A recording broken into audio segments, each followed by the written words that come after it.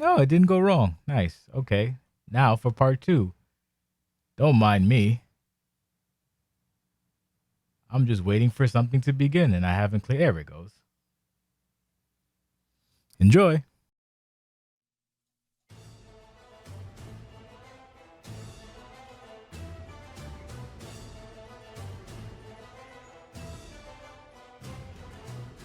Hello? Hello, everybody. Oh, Russ Cole. Damn. John Louis Cole. I was waiting for the crescendo of the song to hit, and Russ thought we had disconnected. No, we are all here. Welcome, everybody, to the 2023 OCW Draft / tier list. That's right. It's a 2-in-1. It's a fucking free-for-all. You see the full rooster here. Like I was telling these guys before we went live and started recording, I tried to include everybody, even the fringe competitors, anybody who had competed in the last 2 years or so. Don't pay attention to the second box next to the name. We will get to that in a bit. But basically how this is going to work, I'll switch over to the draft board now. We have 25 rounds. We can pick anybody we want from the OCW roster. That said, Drago, Russ, this is our third time doing this. This is the biannual, semi-annual or biannual? Biannual draft. We do it every 2 years. The last one we had was 2021. We did one in 2019. This is 2023. Very excited to get started for this. We got 25 rounds. You can take anybody you want from the OCW roster page, this one here, or if somebody pops into your head that you want on your roster, just like we've always done, as long as you can justify it, you can take them. We had the legendary Dick Butt was taken 1 year. If I go back to the 2019 page, you can see some. Yeah, Dick Poop was taken. You got Corn Ricketts here at the bottom. A lot of craziness to happen. We may come back and review the last 2 years, but for now, we are going to stick with the draft. The randomization, the coin flip, if you were, happened before we started recording here. And your humble Turmoil general manager. I'm the Booker IRL, but for today's sake, I am the general manager of Turmoil. I'll have the first pick, Jean-Louis Cole.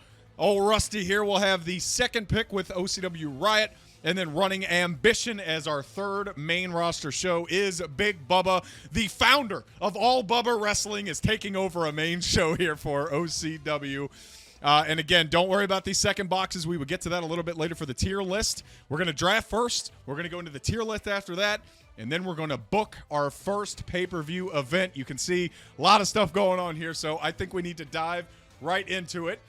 Before we do that, I got to shut off this very loud draft music and play some of the royalty-free stuff here in the background. Let's get chill. Let's do it.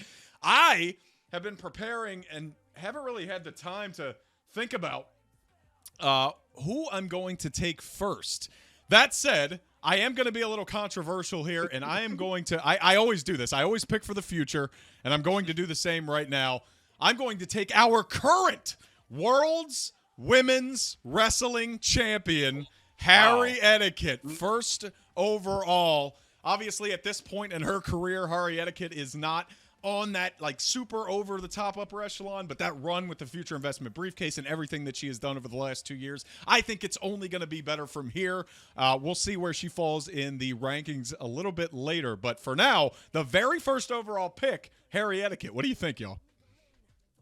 That's a bold pick, but I like it because it changes the whole. It's still a world champion, but just a great pick.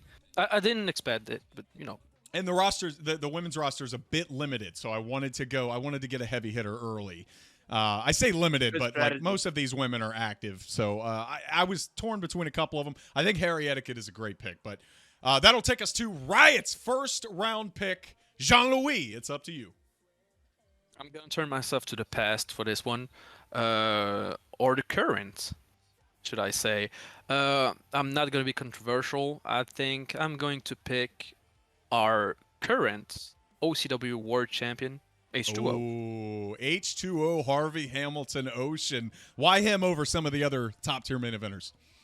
Oh, because this is a character for years and still is to this day one of the most, one of the most complete OCW superstars and a real main eventer and a real champion, as he's proving again and again and again. So, it would be a mistake for him to fall onto, the second pick, I think.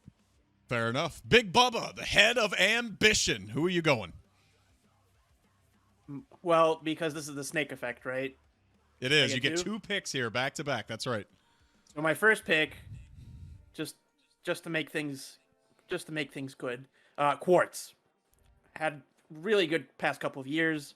A guy you could really build a company around. Okay, Quartz for pick number 1, and he was on my radar as well. Obviously, a little conflict of interest there, but I think given the resources, both of us made it. Russ made the wrong pick. Obviously, he should have taken Quartz over H2O. Mm-hmm. So I can go with my next pick right now. Go for it, man. All right, so for my next pick, I need someone who's a heat magnet. I need heat, Ooh. heat, and heat. I call him Slapnuts. You call him Ryu Matsumoto. What?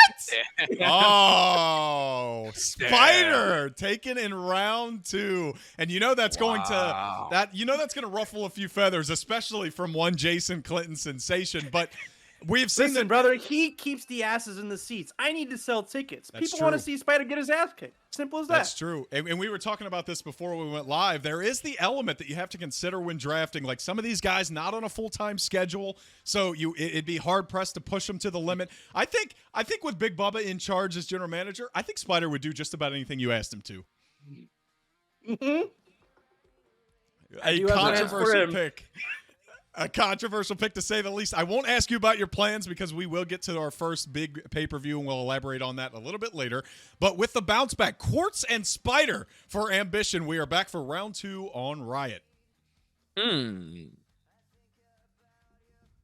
I don't like to be the man in the middle.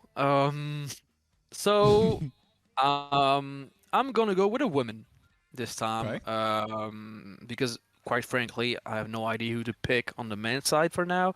I need to get my mind up, and I'm going to pick Tara the Tourist. Oh, okay.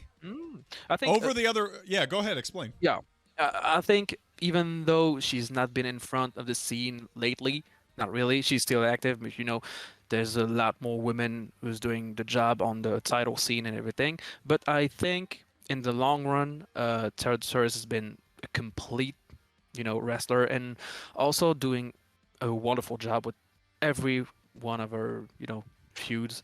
And I think even though she doesn't have the title, she feels like at any time, any year, she could be champion. It's just like, I know it's cliche to say that, but it's just kind of like a Rhea Ripley a bit. Sure. Yeah, so yeah. just so yeah, I think she deserved the number 2 pick.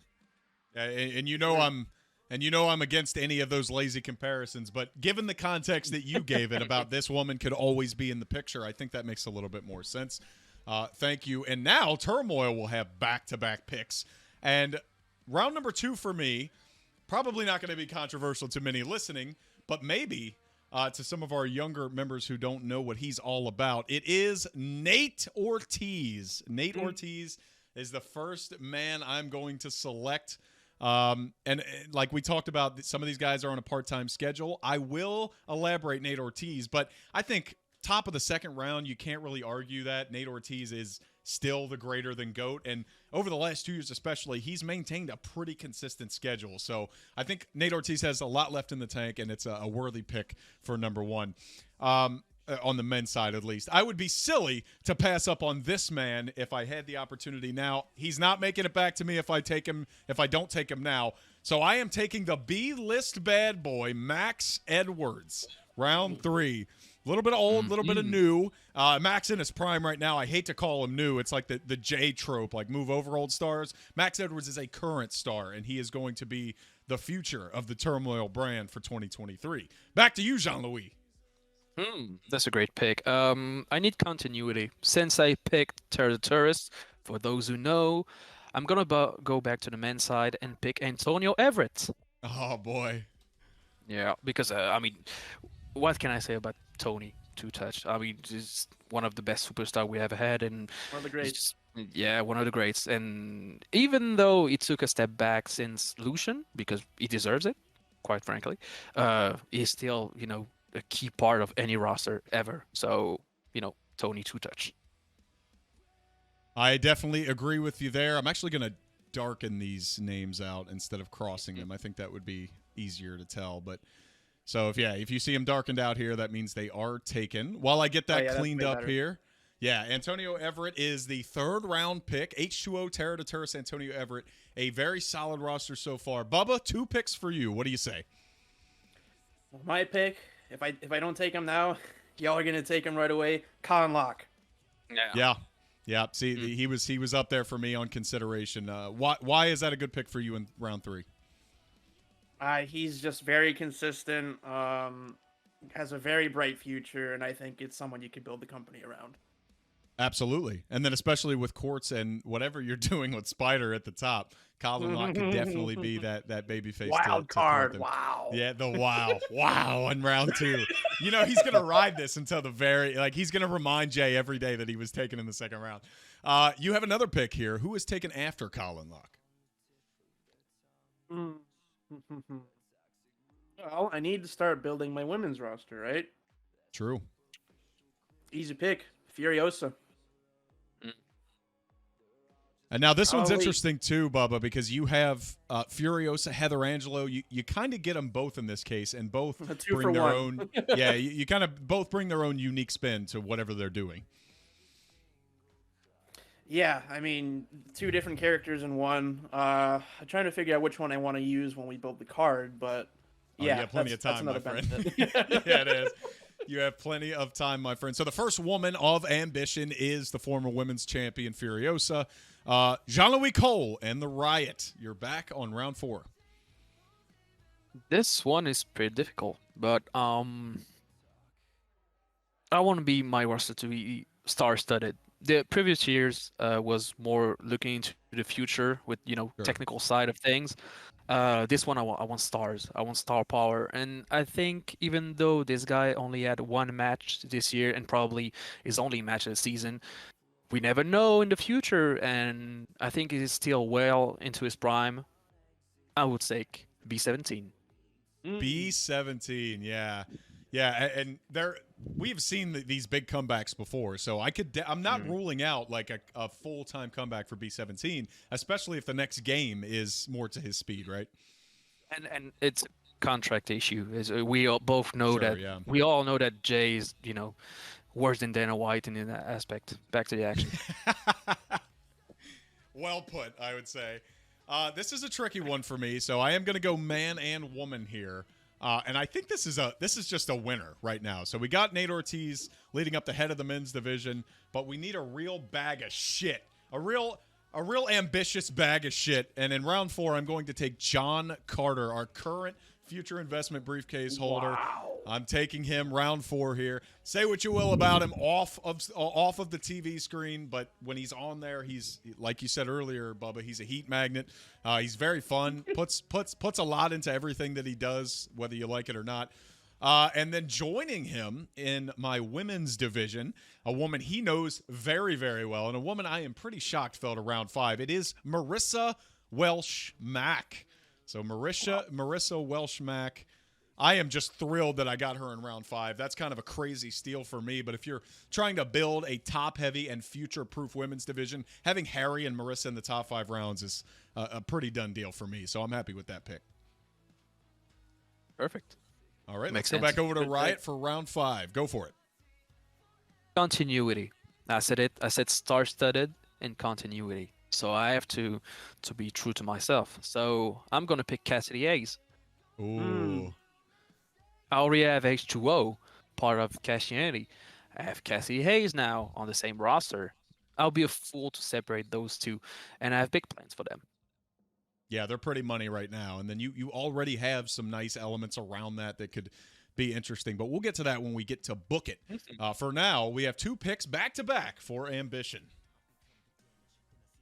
My first one, actually, I'm surprised neither of you guys took him. Max Edwards. No, I took Max Edwards. He was Oh, my you didn't highlight 3rd-round pick. It's okay. Oh. We'll edit it out. That's fine. Yeah, let me fix that on the roster. That's my fault. Yeah. Nobody blame Drago for that, or I'll eat your nuts. Let's do it. There you go. Sorry about that. Right, forget I said that. It never happened. So, Bubba, wait, Ambition, back-to-back picks for Ambition. We'll cut all that other stuff. Wait, Jake. You just made Mark Reese a pick. He was never a pick. Thank you. There you Thank go. you. We'll cut that again. So now we go to Ambition for 2 back-to-back picks.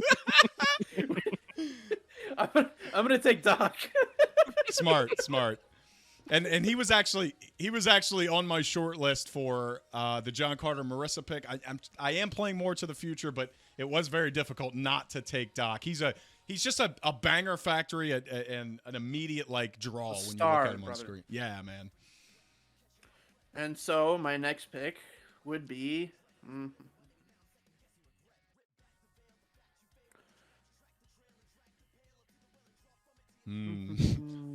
Only tough. 6 rounds in, and we're in the nitty gritty.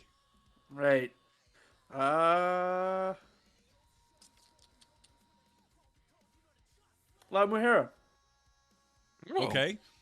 3-time world champion, I think. Was that right? Yeah. Three I times, believe that's yes. right. 3-time world women's wrestling champion. That's a hell of a get. And your second woman, she'll be joining Furiosa. That's right. And I'm sure you'll have some fun plans with her as we get into the book it phase, but anything you wanted to add to that? No, I mean just someone who's won the title again and has always come up in the conversation when in regards to top women stars, I guess, whether by intention or not. I think it could echo what Russ was saying earlier about Tara, in that anytime she appears in that like upper echelon conversation, there's no question. You're just like, oh yeah, like she belongs there, right? Very good. Let's go back to the flagship, Jean-Louis. Riot, you are on the clock. Flagship for a reason. And that reason is I need the juice. I need something exciting in my roster. Not that it's not exciting for now, but I need fresh blood. I need someone different. Uh-oh. I need Claudio Stardom. Oh, yep. That's such a tremendous pick. He was definitely on my list. Claudio Stardom. And you said the juice. I thought it was going to be Juventud. The juice, baby. Our current international champion going in the 6th round here, Claudio Stardom. What else is there to say, besides what's already been said? I don't think that's a controversial pick. If there's controversy to it, it's that he wasn't picked sooner, Rust. Yeah, for sure. I was hesitating at the 4th pick, but, he slid a little bit. That's okay. Fair enough. I'm going to keep up my my back-to-backs here with picking a man and a woman. And I'm really starting to stack the deck in my favor, which was my plan all along. Turmoil is going to have the best women's division out there. We are taking Ashley Moore with our first pick. So the queen of OCW. And that, just like we were talking about with La Mujer and Tara de Turris, anytime Ashley's in the discussion, it's a big deal. She's accomplished so much already in OCW from 2017 until now. Could not talk, I could talk for days about her. Couldn't put her over enough. We're going to go Ashley Moore with pick number 1. And I'm definitely not stalling here, if you guys can't tell. My next pick is going to be somebody who recently said goodbye, but I think in the right hands could be reinvented a little bit, or there's a lot more left to give, if that makes sense. It's going to be El Parca, El Primero, the Grand Slam champion. Round 7, I'm taking him. I know he's on a hiatus now, but I think that fits actually better into my scheme on Turmoil. Somebody you can pull out of the hat in a couple of months. El Parca's a great pick here. Back to you, Riot. So my next pick was going to be Ashley Moore, but I should have known better. Gotcha. Yeah, he actually got me. But that's a tough one. That's a tough one because I'm going to go with a woman because I need women, and I have a plan in my head, but I don't know. Yeah, maybe it should work that way. I'm picking Empress. Empress. The current, the current general manager. GM. Yeah. Yep. I won't say too much about my plans, But Sure. she's gonna be a central part of it. And I can't wait to get to that point. But before we do, we have a lot more picks on the table. Ambition, back to back. It's all you. We're going Cole for Cole. Russ Cole. Finally. Oh. That's a late pick. Right, before Drago explains, I want to get your thoughts on being picked in the 7th round, Rusty. I forgot I was on the list. For real. Fair enough. I forgot Fair enough. my name That's was all on the you I mean, need. list. is he gonna pick himself though? Is he gonna be like, I'm going to make myself world champion? Well, I think we're all the same. That's why the uncalled for is great. I don't think any of us are going to put ourselves over. So Am I Russ fucking Cole, going over? that's a steal right there in round 7. And who's joining Russ Cole for round 8? Well, buddy, I need some bangers, so Mark Reese is going with him too. Yes. Ah, damn. I was really hoping Mark Reese fell, but great matches all throughout, and he's a meat mountain, which we love here in OCW. Big meaty men slapping meat. Fuck yeah. Headed back to Riot. Do you have any meat in your future, my friend? I have women in my future, like always. So the next pick Like will always. be Wow. Jasmine Coffee. Nice pick. Cafe, that was going to be my next pick. That's a great pick. Go ahead. I think a sleeper, to be honest, because Oh, it is. The call looks great, and I think she has a great future. To be honest, she has absolutely everything. Does a great job on that call. So we'll see. The call and the stories thus far, they really propelled her perfect. as a new character forward. She's done so well, and I think if you're building for the future, Jasmine Caffey is up there in terms of the top picks. Maybe lower than Harry Etiquette, but definitely higher than somebody like Ashley Moore. Yeah. But great pick. I'm gonna go back to back here, and we may get a little controversial here ourselves.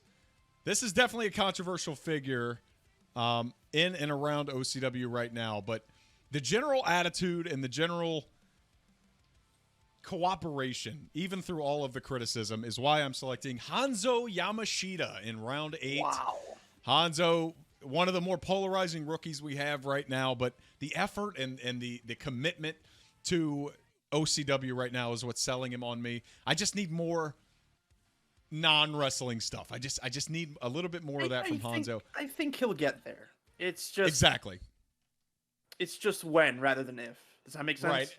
It does. No, it does for me. And I mean, you and I and Russ were all a part of the last 2 drafts, and we have seen times where we have picked based on, like, we think this person is going to be a legend, and then they just leave and they disappear. So, like, it's a risky deal. I think Hanzo's a pretty surefire pick there. I'm actually not going to go back to the women for my second pick. I'm going to take a Hall of Famer, and it is Paul Pugh. Paul Pugh, currently a great producer for Ambition, and he's kind of back now in full force. Even if I get a match or 2 a year out of Paul Pugh on my roster and then use him backstage or like in segments to get a cheap pop, in round 9, I think that's a fair bet. Get some star power. You can't be all about the future. So Paul Pugh, going to be my pick for round number 9. Go ahead, Riot. It's a toss-up for me. Because I have booking ideas, but I need to make sure my picks don't slip up. Yeah. And the problem is because each time you have 2 picks, so that's double the trouble for me. It's so tricky. That's why I don't like to be in the middle. But I'm going to pick Chris Green. Nice. Yeah, That's a very because good pick. I think Chris Green, nobody bet on him when it was in his older versions, whether it was Verde or Verd and everything. And now I think he got into a shape and a rhythm in Cash Kennedy that fits him very well. And I think it took time, but I think he's more over than he ever was. And even on the last show, it was pretty strong. He had a very strong showing. And I like his new gimmick. I like his attitude. I like how he works. I like everything about the call and the mindset behind it. So I think he has a bright future. When nobody gave him a chance, I think he has one, a real one. I agree. And when you're talking about future picks, when you're planning out like 2026, 2027, Chris Green's going to be right in there, I think. So that's a great pick especially at this point, round 9. Bubba, you got 2 headed your way for the Gold Show for Big Ambition. What do you say? We're building that meat mountain, baby. Give me Katie Yes. Angelo. Oh. Katie Angelo, you want to talk about polarizing. I know I have been hit or miss on some KD stuff, but I think recently just being a part of Castianity has helped keep him a little bit relevant. What do you... I know. He's certainly I been in the want to picture a lot ask you more, what your but plans are, but I just can't. I got to wait for it. I mean, I do have plans. It's mostly spontaneous, but I do have plans.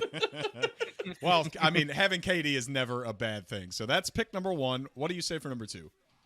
Cheyenne Lovelace. Really? Yes. Nice. Okay. Nice.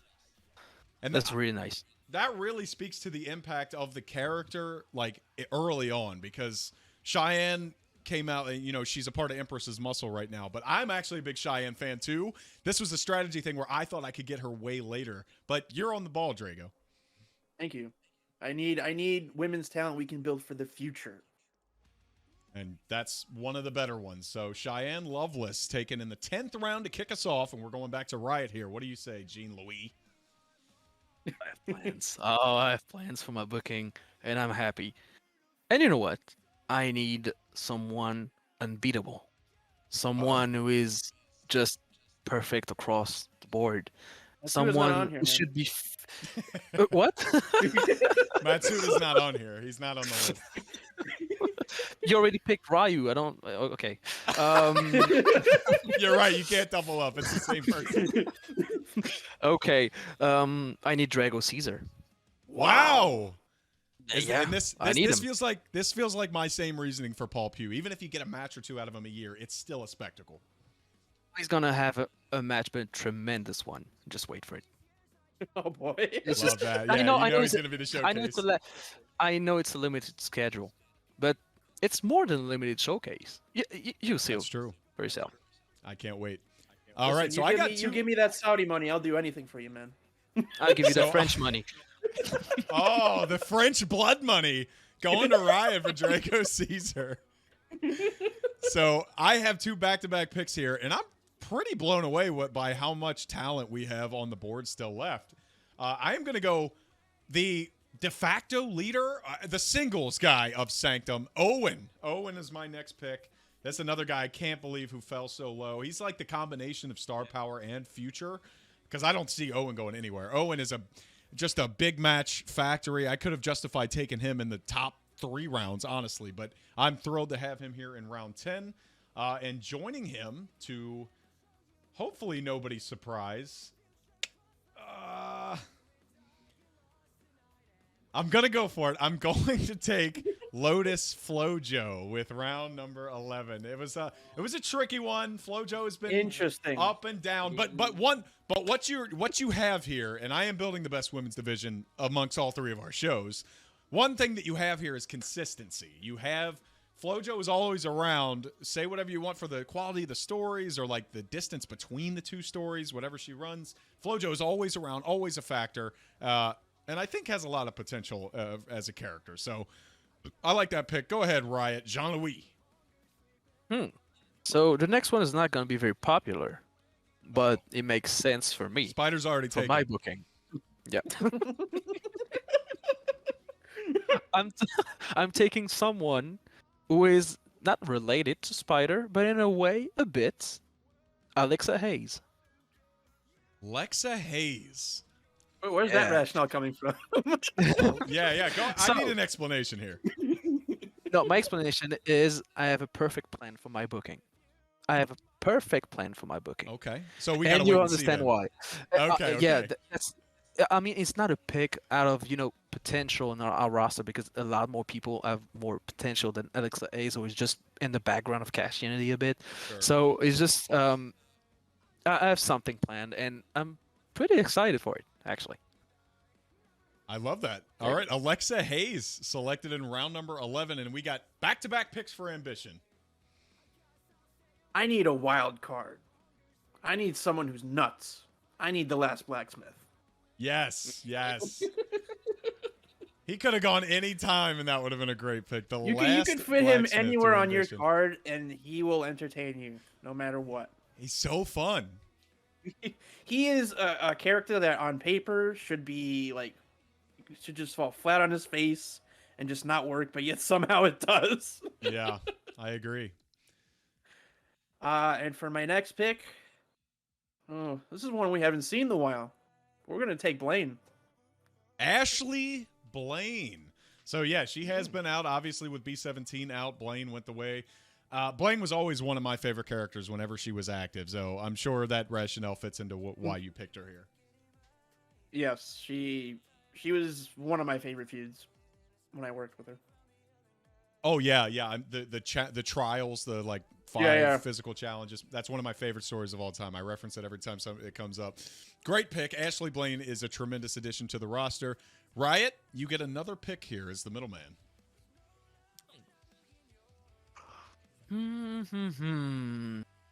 Okay, I got my pick in.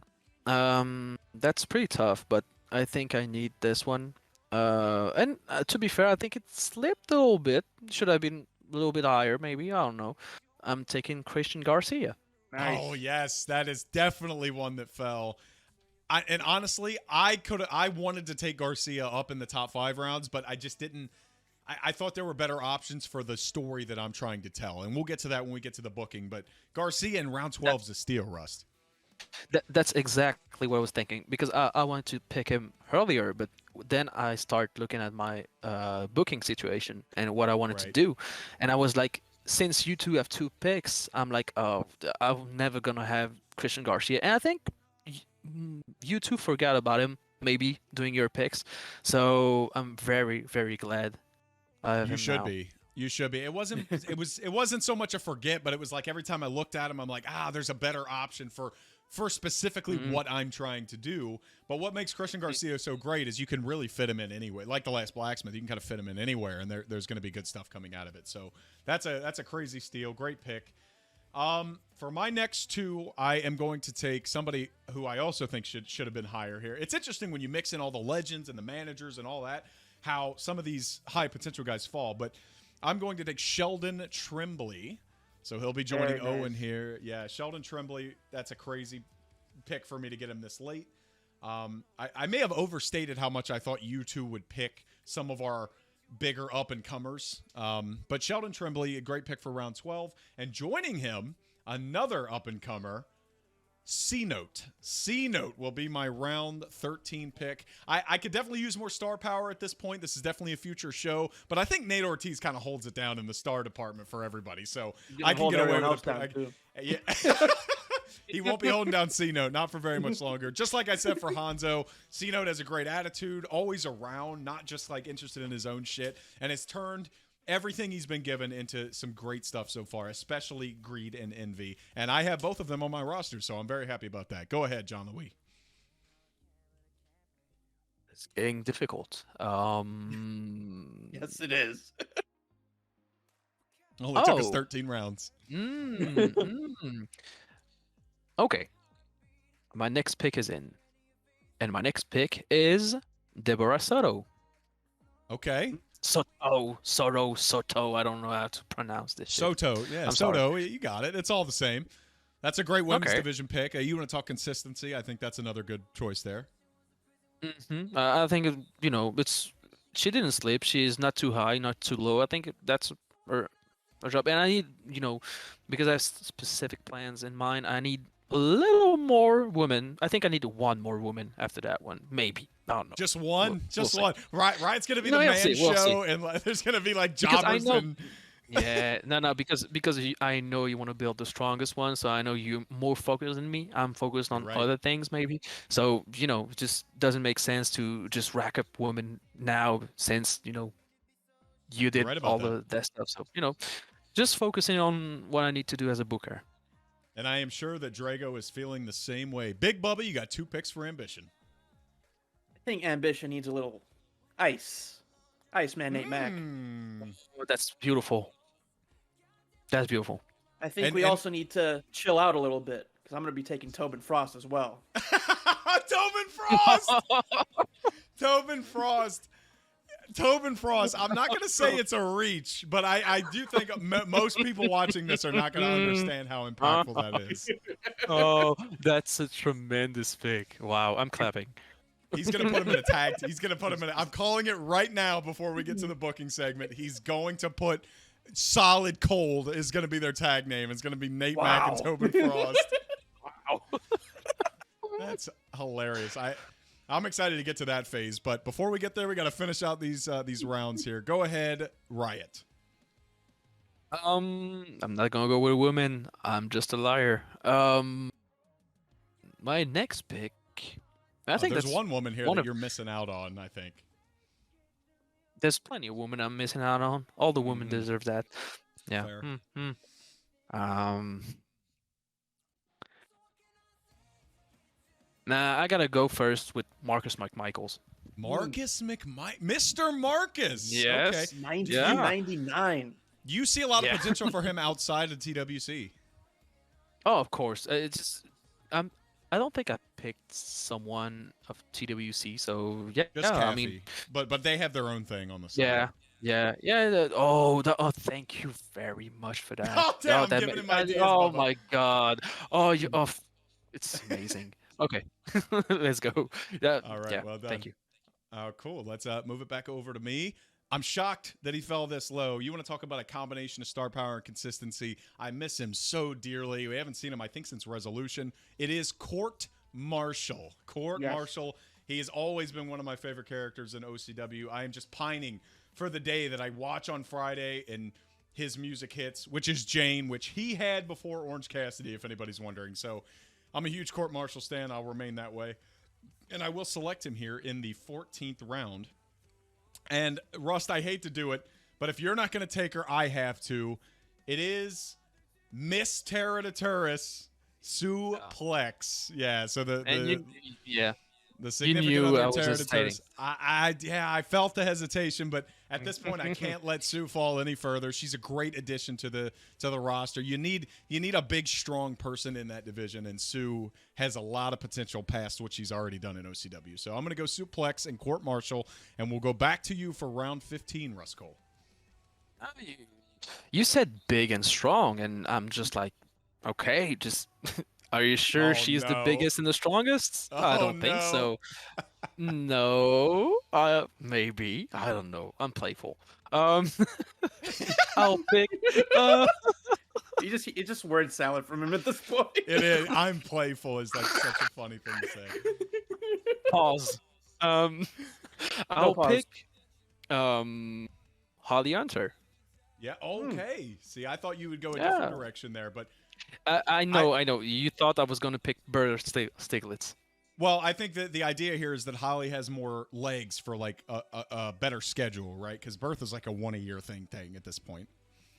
Exactly. I think Holly can come back at any time and be a threat to anybody, and she showed it multiple times, and she's always a draw. So I needed, like I told you, I needed at least one last woman, and she always has been on my radar. So, yeah, there you go.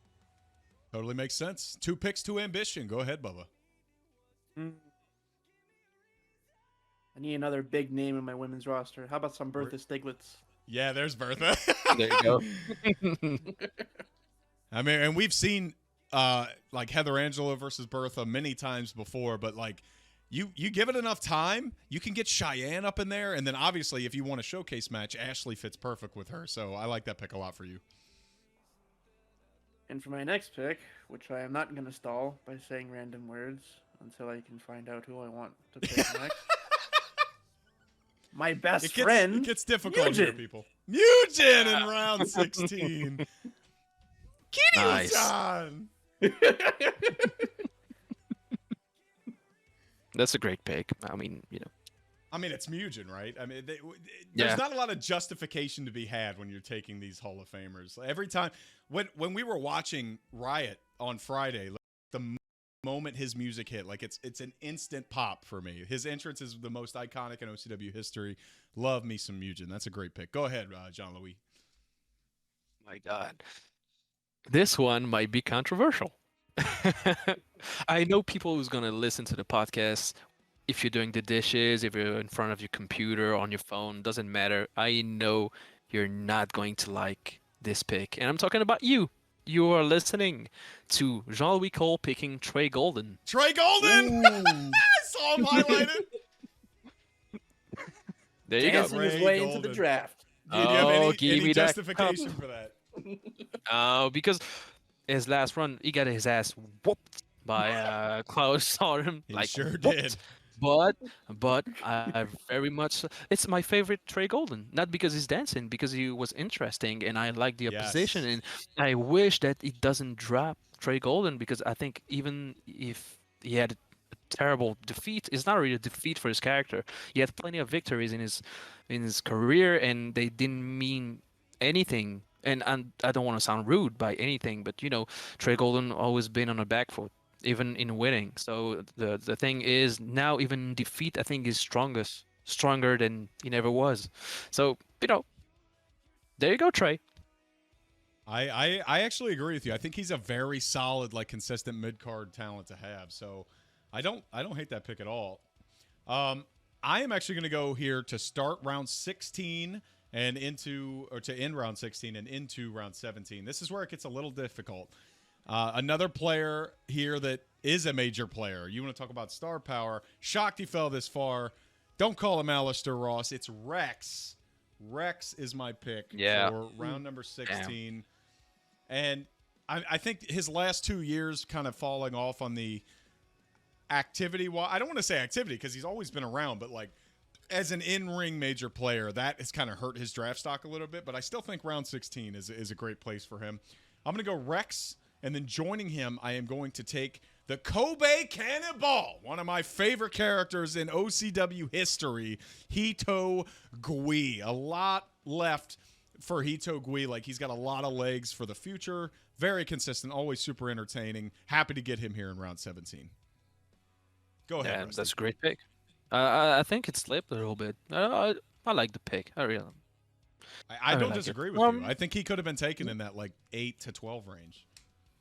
True, that's true. My next pick is Joe Deaver. That's because I believe that's a good one. Yeah. Yeah, because I think he has potential. He's an idiot, but he has potential. Like you can beat the idiot out of him. I think eventually. Oh yeah, no, I like Deaver. I like the character because he's it's not never been seen before. It's just in OCW we don't have a much like him, even though in real life that gimmick has been used and reused. He's pretty unique in the actual landscape of OCW for now. So I like it. Agree with I that. like him, Yep. and even though sometimes his matches are just so and so, and yeah, he has to improve on certain things, I think he can go the right way, and I believe in him. I believe in Deaver. He believes in Deaver. Riot given the seal of approval to Deaver in round 17. Bubba, you've got 2 picks.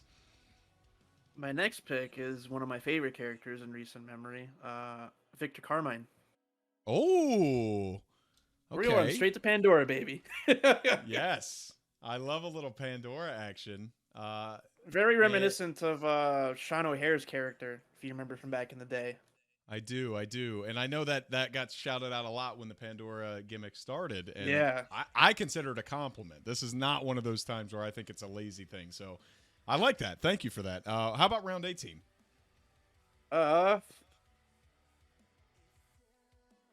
Where things get a little interesting.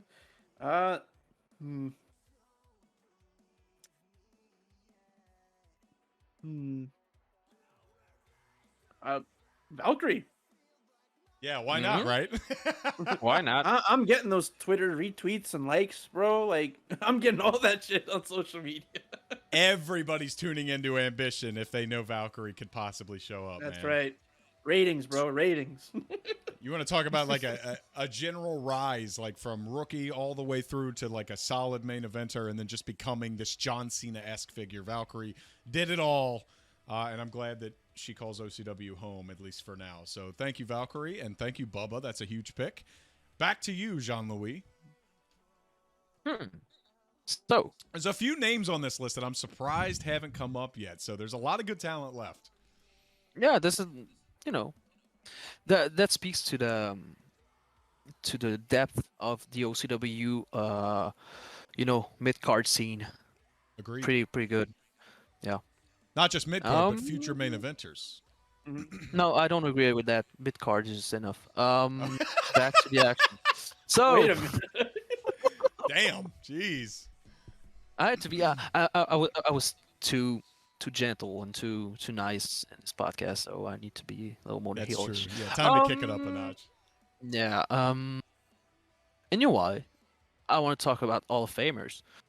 So I want to talk about a fatty with a baddie, Panoramae. Ooh. Mm-hmm.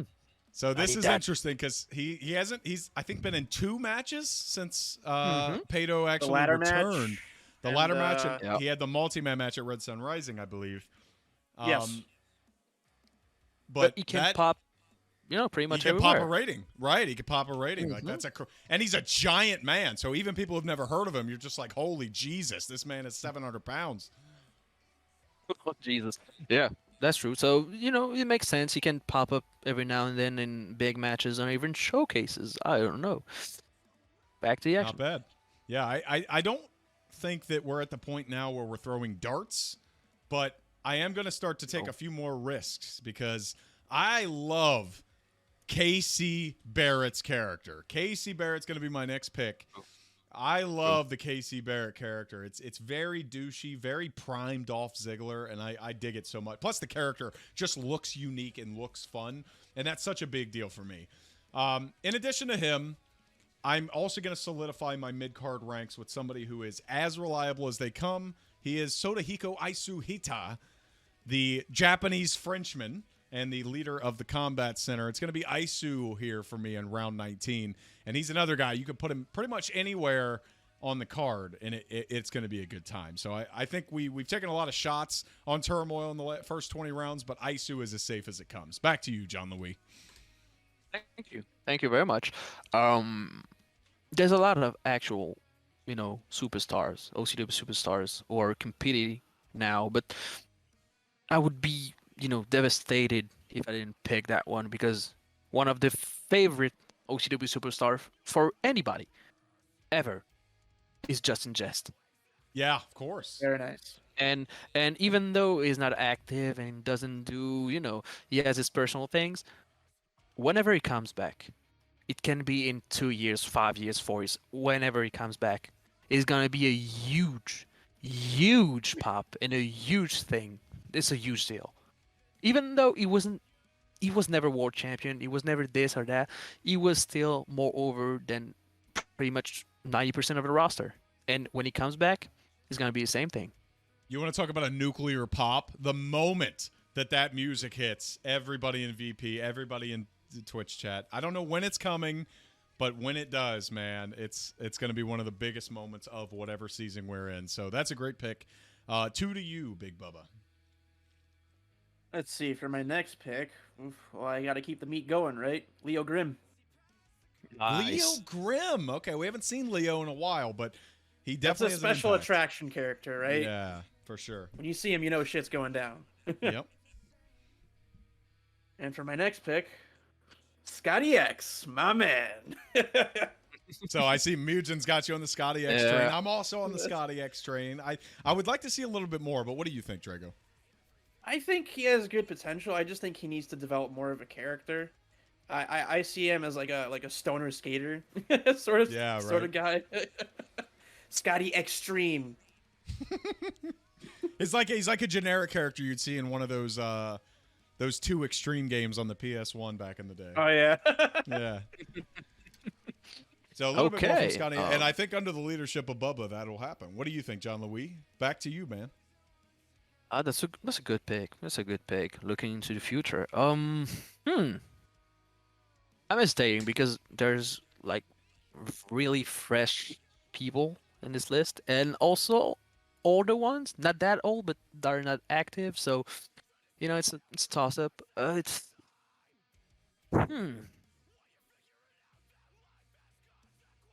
You know what? I'm gonna take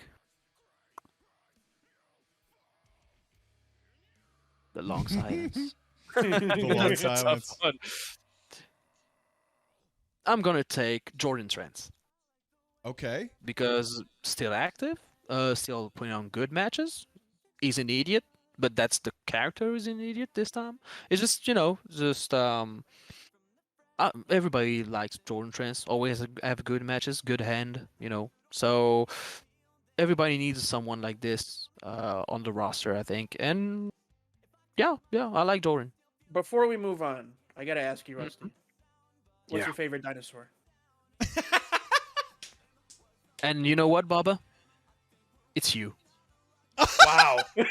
Oh, the Bubbasaurus Rex? Damn. All right. You heard it here first. Russ Cole's favorite dinosaur. I love it. But I do agree with everything you said about Jordan Trance. He was on my list as well once we hit 20s. We are in the 20s now, and I will end round 20 and start round 21 with two people that I really love as characters, but just need more consistency. They need some energy here. And number one is somebody that if they stayed on the path they were on, would have probably been a top 5 pick. It's Colby McCallum, the son of Ares. Colby McCallum, whenever he's around and doing something and committed, is one of the best that we have ever seen in OCW. But you just need a little bit more consistency. You got to dig in, and the hit and miss stuff, if you're only here for maybe 2 feuds a year, that's the tricky part. But we're in round 20, so you got to take those risks. And another person in that same category is Talos. I'm going to be taking Talos to start round 21. Talos is another one who every time they're in something, it's usually interesting. Usually not the best in the ring, but their character is so well defined and so scary. So I think having a solid mid-card talent in Talos, and if they get their consistency up, both of these guys could be potential main eventers. But let's keep round 21 going with Riot. I think we forgot a bit about our women. So, with that being said, I'm going to pick myself, Kameyawada. Wow. The first Because you know self-pick, what? wow. Oh yeah, I need to, because she has I don't know if she has a bright future. Actually, I don't fucking know. But all I know is I Don't need give that some away. heat, Tell brother. him you put this commitment in for the next 5 years. Don't tell these casuals. Long-term give it plans, away. buddy. I'll figure it out when I get there, brother. Because I have plans for her, and on my roster, in my draft roster, should I say, it's more like I need more women to represent, and I need fresh women, like Yeah. no shot on anybody. It's just like I've seen most of the other, or I haven't seen it all. So pick your poison. I don't know. It's just we'll see what I do with her. I don't know. A safe pick, to be sure. Go ahead, Bubba. You got two coming your way. My next pick is going to be a guy who's, kind of been sitting in the background a little bit. He's been working with one of our veterans, but I think we can see some real potential coming out of him. Samson Simpson. Yep. I actually agree with you there. I think Samson Simpson has a lot to offer, but it's really just been caught up in a lot like the FPR controversy and just a rocky start, to be sure. But I think he needs that one feud to really propel him. I agree with that. And I think that's all it takes. And the little teaser that we got on Riot, maybe that's what's coming soon. But what about round 22, Bubba? My next pick for round 22. We're narrowing it down a little bit here. Why not more meat? Derek Smith. Real okay. Derek Smith, definitely a polarizing one. I think he still in canon right now has not recovered from that terrible international championship reign. But everything that on the lead up, the chase was great. So there's still definitely potential there if Derek can commit. That's right.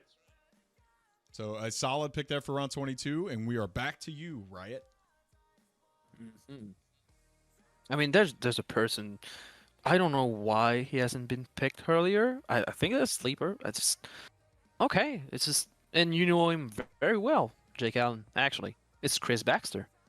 Yes. I don't know. Maybe she's going through things in her life and such. I don't know. I hope she's great. I hope to see more Baxter on my screen, because he had the character had a great run with Carmine and all that whole story. I'm still a bit bitter about not seeing more of that team. I think they broke up a little too early, but it propelled Carmine to new heights that's what you're looking for in OCW. So, but I think that's a great hand, and that's all I need for my roster. It's a veteran who understands the game, who came back very strong this season. So yeah, I think that's I a good agree. pick. I agree. It was soon. You can blame Ron DeSantis for that, for running my tag partner out of the state. The future was in question, so we had to kind of do what we had to do, and then Summerside happened. So all love to Chris Baxter. That's a great pick. So I have two now at this point. I'm going to go back to my strategy of man-woman. This is another person who's kind of out right now in canon. Call it what you will. If it's an injury, whatever it is, when they're here, they are a top tier, above average, upper mid card, if not main eventer. It's Harris Turner. Harris Turner was recently removed from the claimants by the owner, but I think there's a chance they could possibly come back, even if it's not in the immediate future. And I want to be the one who owns their rights when that happens. So I'm going to take Harris Turner for now. And then on the women's side, I'm going to take Amber Ray. Amber Ray really impressed me in all of the stuff that she had going on with Marissa. I know that a lot of that is based around Marissa kind of carrying the load, but given that this is my show, I will make sure that Amber Ray has what she needs to succeed. So Amber Ray is going to be my pick to start round 23, and we go back to Riot. That's a good pick. That's a good pick, to be honest. So, if we're talking about people imagine if they're being active, at the very least, I think I'm gonna pick Roy Brown Jr. Yeah. Yeah, Two because new characters I going know. back to back. Yeah, because I know this. It's the same logic you used before. If the character is active and everything, I think even with the twist he had like lately, like this psychopath, very spooky, very good, very well done and everything. So it's a bit of a shame that, his run is postponed. But it's just time will tell, and I'm glad I have him at this juncture. Very good. 2 picks to ambition, and we are getting in the last 5 to 10 picks. We'll stop when we're comfortable, but you got 2 more picks headed your way, ambition. Ambition needs a little cash thrown their way. Let's get some Thomas Archer in there. Yeah, I know. I started typing it as soon as you said the word cash. Great pick. He was on my radar as well. Obviously not active Great anymore, character, great heat magnet. Most importantly, so fun. Yeah, of course. People also want to see him get his ass kicked. My next pick, Mina Vandenhoff. Damn. Was that going to be one of your next picks? Yeah, I was really hoping to get her in the next round. It was between her and Amber Ray, and I opted for Amber Ray, which I'm still pleased with, but that's a great steal at this point. It's good. It's very good. Very good. Yeah, so let's bounce it back to Riot here for round 24. Well, let's start to be a little diverse, and I need some Latinos. I need some Wepa. I need some Louis Bishop. Ah, damn it. So both of the picks I was going to take on my back-to-back, taken the round just before me. Louis Bishop is awesome. I think if you get a situation where the person in charge gives Luis like the rope, he could be just as good, if not better, than some of these guys in the top 5. For sure, and it's a pleasure to just play with, and just the character itself. It's very diverse. It's a little man, high flying but also technical, and I like his stuff. I like his stuff a lot. For sure. So that comes back to me. I got back-to-back picks here. I need to solidify the mid-card of my women's roster. And just based on that one segment alone we had on Riot, I like the cut of Megan Morgendahl's jib. I do. That segment really hooked me in a way that a lot of those video promos don't. And I don't know what Morgan can give to us in the ring right now. Time will tell, but she seems pretty moldable, pretty craftable at this stage. So I'm going to go ahead and take her as a consistent lock in my women's division. And on the men's side, somebody who's got some bad, I don't want to use the word heat because that's goofy. We're a fucking EFED. But somebody who's got some bad juju right now, given what's happened recently. And maybe they'll be back in the future. Maybe they won't. It's going to be Elliot Parker. Is this Elliot Parker? It sure is. Elliot Parker's been up and down throughout his entire career and now is taking a leave of absence to pursue a Formula One career, whatever it is, but we only got so many hours in a day. So Elliot Parker's going to be my guy for now, and it's kind of the same thing as Colby. When they come back, I want to be the one that has their rights. So let's move it on. Round 25 to Riot. Oh, I have my pick. And I have to say, for my creep squad, for Discord, for everybody, I need to welcome home T.Y. Sparks. Nice. Okay. T.Y. Sparks is finally back. We all saw him come back to the chat. Time will tell if he's here in a full-time capacity, but he had a lot of support behind him before he left, Rust. Oh, and I was one of his supporters, and I was just, I was bummed he had to leave. Like you said, everybody's got a life, everybody's got to do things, and have so many hours in their day. So I'm very glad. I don't know if he's going to join the roster in the real OCW season, but even if it's in 2K23, I'll be glad. So because he had a lot of little children now. Oh, he made a lot of little children in OCW, and the real first iFire really, needs to come back and show them who he is. I think he can have, in my mind, he can have a great run by coming back now with the roster and the type of character we have. So I think TY is right in there. Agreed. Bubba, 2 to you. We're approaching the end here. What do you say for rounds 25 and 26? Round 25, my pick is going to be the recently returning Anthony Baker. Yes. Okay. He's a guy that, had a great feud with H2O, has worked with him a lot of times. Recently hasn't shown a whole lot, but I think we can build him back up as a reliable mid-carder. That's fair. And for round 26? This is going to be my wild card pick because he's not on this list. Oh. He's probably going to be pissed off that I picked him. It's going to be none other than Mr. Sensation. Oh! Mr. Sensation, an active competitor on the Ambition roster. Never in a million years did he expect to find himself there. But I imagine he's going to play a big role in the Book It segment. I can already tell you right now. Mr. Sensation in round 26. If you asked him, he would even say that's too high. Hey, you know what? I love the guy, what he does. He's a great character. It's always a fun time having him aboard. Agreed. Riot, back to you for round 26. So, this one. Really, not really the pick of the litter at this point, but there could be in 2 years' time when we look back on this, some of these guys down here in round 26 plus could be like the biggest stars.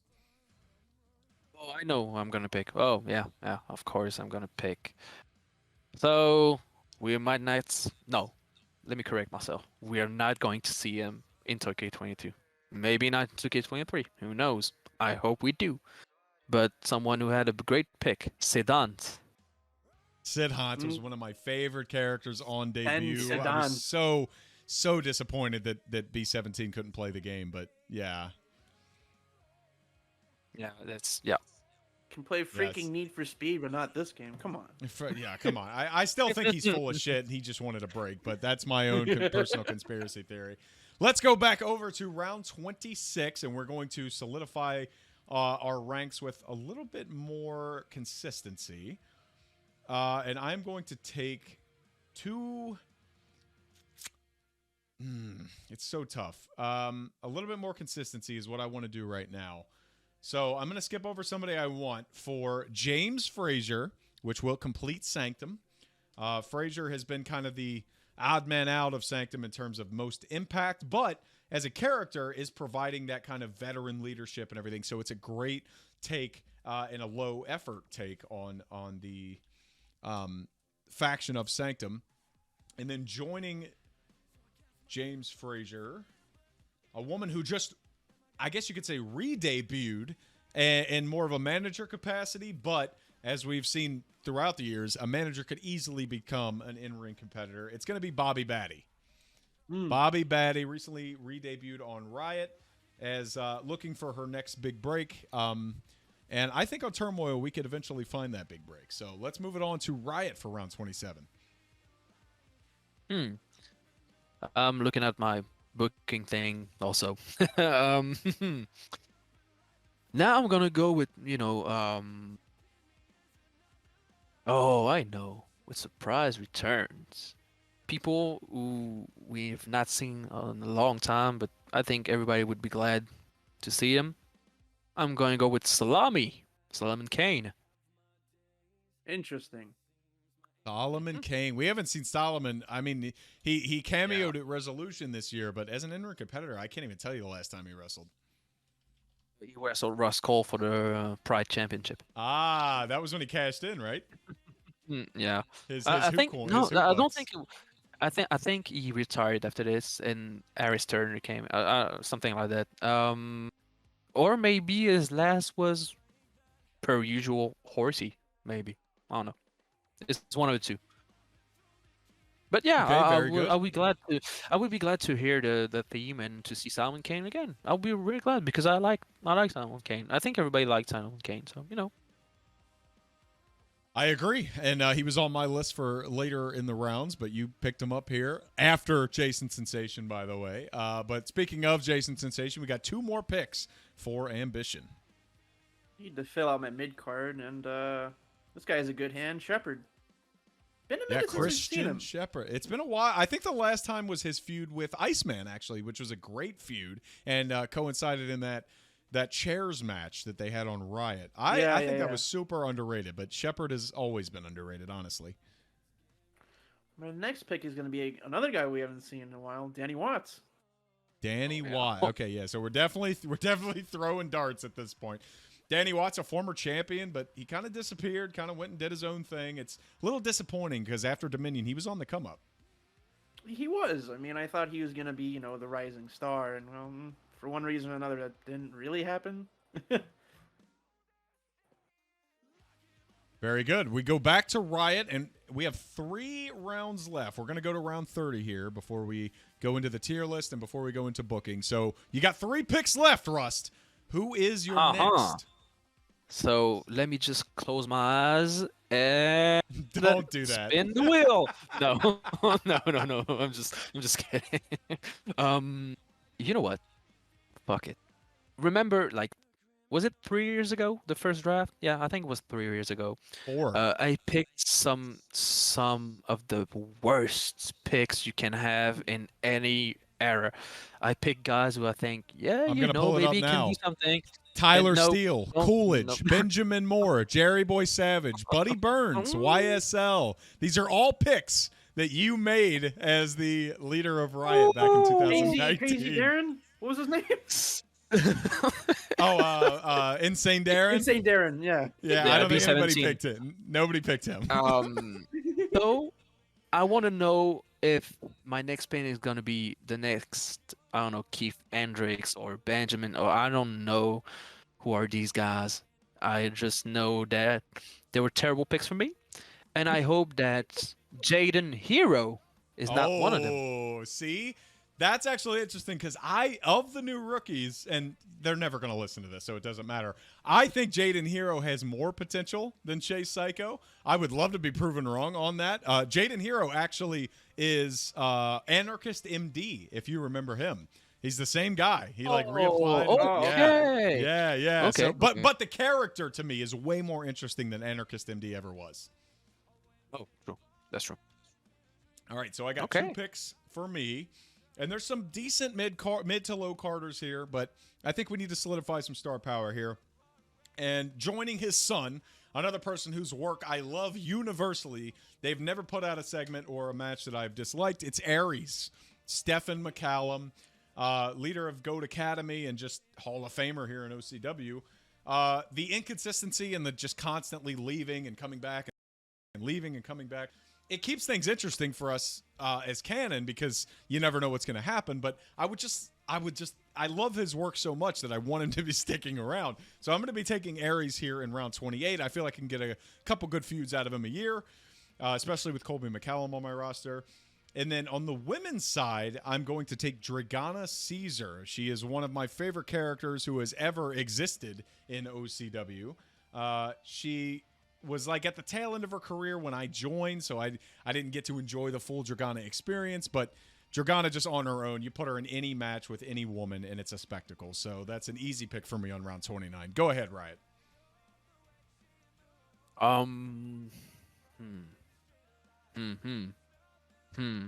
Is it blood Yep. chickens?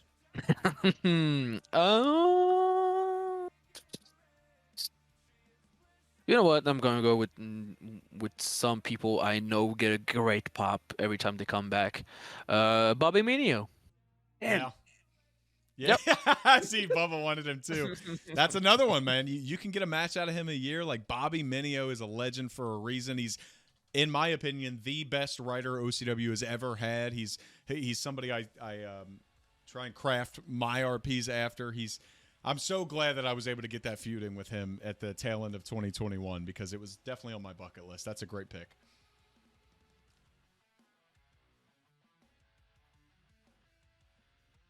And then we go over to Ambition for your last two picks, Bubba.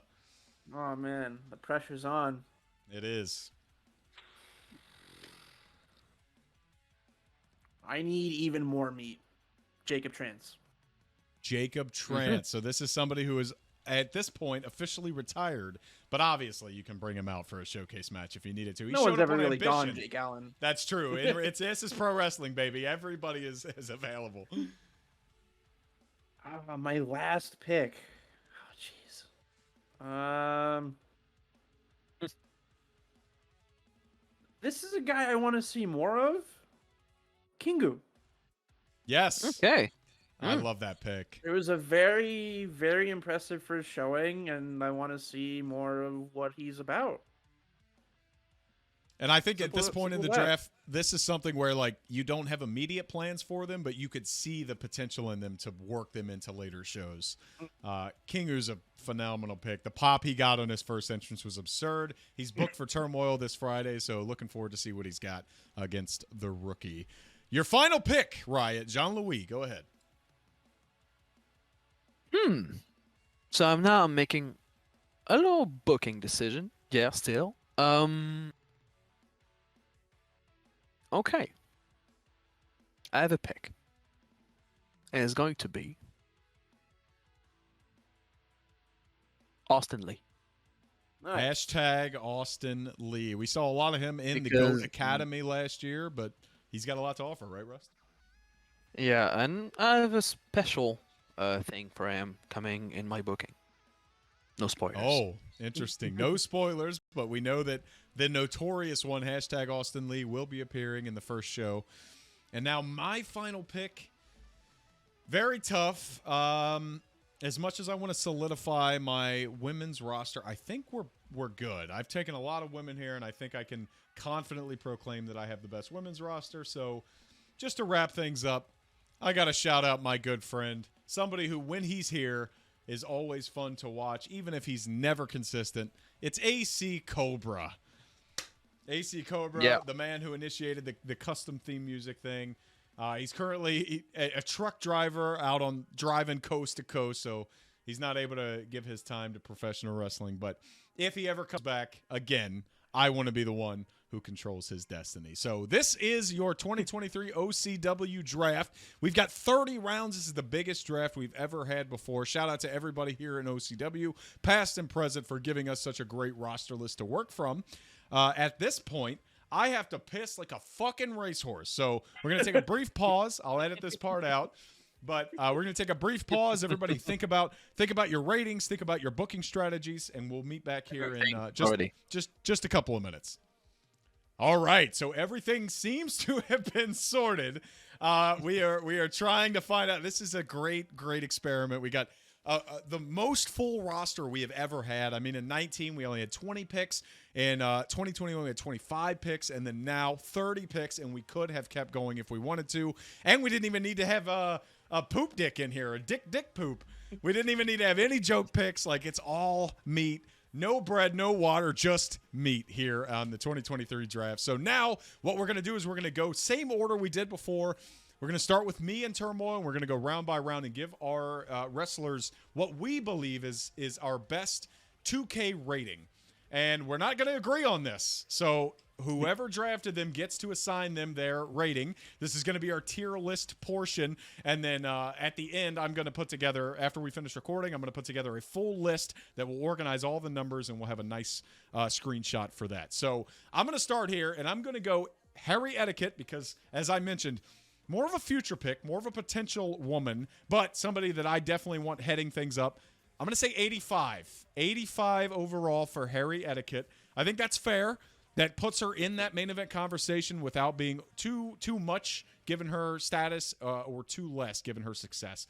And that'll push us over to H2O and Riot. And this is the one that could be inflated. Not inflated. I think it's fair. With the current H2O, gimmick and stuff, I think even though he had, bigger runs before, I think he's the strongest looking he's ever been. And I think he's going to be a 93. A 93 overall for H2O. I don't really disagree with that. I think it's pretty good. When you get into those 90s, it's like they really got to be over the top. So 93 is fair. What'll be interesting here is as we go down, if our picks will change based on what the other GMs are granting people. So a 93 for H2O, Bubba. I'm on the call. So what are you giving Courts? 94. Hey! That's fair. See? This is why that's I fair, love fair. Bubba. A 94. You see, if I didn't, I get punched in the head. I could never And do to be that, fair, even if I hated And it. to be fair, in my mind, I think Quartz is, one rating above H2O, so it makes sense for me. Well, I appreciate that. I give H2O no credit. He's a dumb piece of shit. He would be a 0 if I took him. But I didn't. So 93, 94. But Spider may be on the opposite end of the spectrum. What do you say? 69. Perfect. Enough said. When you get him in the ring, when you get him in the ring, 69, but as a manager and a general talent, you know what he can bring to the table. So he's giving you 69s all the way. Let's go back to Riot. His first women selected. It is Tara Turris. Her rating. And you know what? I think you were on point with the Ari one, the 85, and I think Tara is still a bigger threat a little bit because that's a fresh war champion for Ari Etiquette. So I think Tara Turris is an 86. 86 for Tara Turris. Pretty high for the women's division. I can respect that. I do appreciate it, of course. I'm not going to lend too much of an opinion to Tara's rating. We go to Nate Ortiz, who, in my opinion, if you're making an OCW video game, nobody is higher rated than Nate Ortiz. And I don't think any of you would have the balls to put anybody higher than 95. 95 is going to be my rating for Nate Ortiz. And this is where what I was saying, it kind of gives you the idea of where to gauge people. You put Quartz at a 96, Nate has to be better than him. 95 is going to be my pick for Nate. I think that will maintain the top list, but we'll see. We go down to Max Edwards, and given his potential as an up-and-coming star, somebody I want to run the gamut going forward, one of the highest impact stars we have in OCW right now, I'm going to go 87. I'm going to go 87. Perfect. He's got high rating, but he's not necessarily a killer. He's more of a storyteller, more of a nuanced character. So 87 is going to be my pick for Max Edwards. And now we go to Antonio Everett, which will be interesting. Now this one, no, I think it's a pretty easy one. I give Antonio a 90. 90 overall for Antonio Everett for his whole run he had, and still now if he comes back, it's just 90 is just perfect. I think for Antonio Everett, you can argue 91, but he has to be in the 90s, and 90 I think is perfect. Longest reigning CCW champion of all time. I think that's fair. Colin Locke for Ambition. Go ahead, Bubba. 89. 89. Oh, wow. He's right on the fringe, man. This is a guy he just had a world title match, and man, how different this conversation could have been if he actually beat H2O. But for now, 89, I think that's fair. And for Furiosa, 90. Wow. That's okay, fair. so the highest in fair. the women's division. That's fair.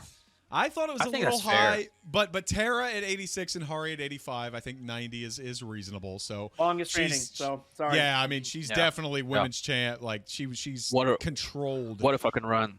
What a run. What a fucking run. Incredible run from Furiosa. Let's go back to B17 because now we're getting interesting. Not a full-time superstar, but like you said, he could come back. What do you think about B17? That's a tough one, to be honest. But B17, if I have to make a video game now and I don't know if he's injured or retired, I don't know if it counts as a legend or an active roster member, I think I will, for what I'm doing with my booking, doesn't concern the real life overall that will make him, but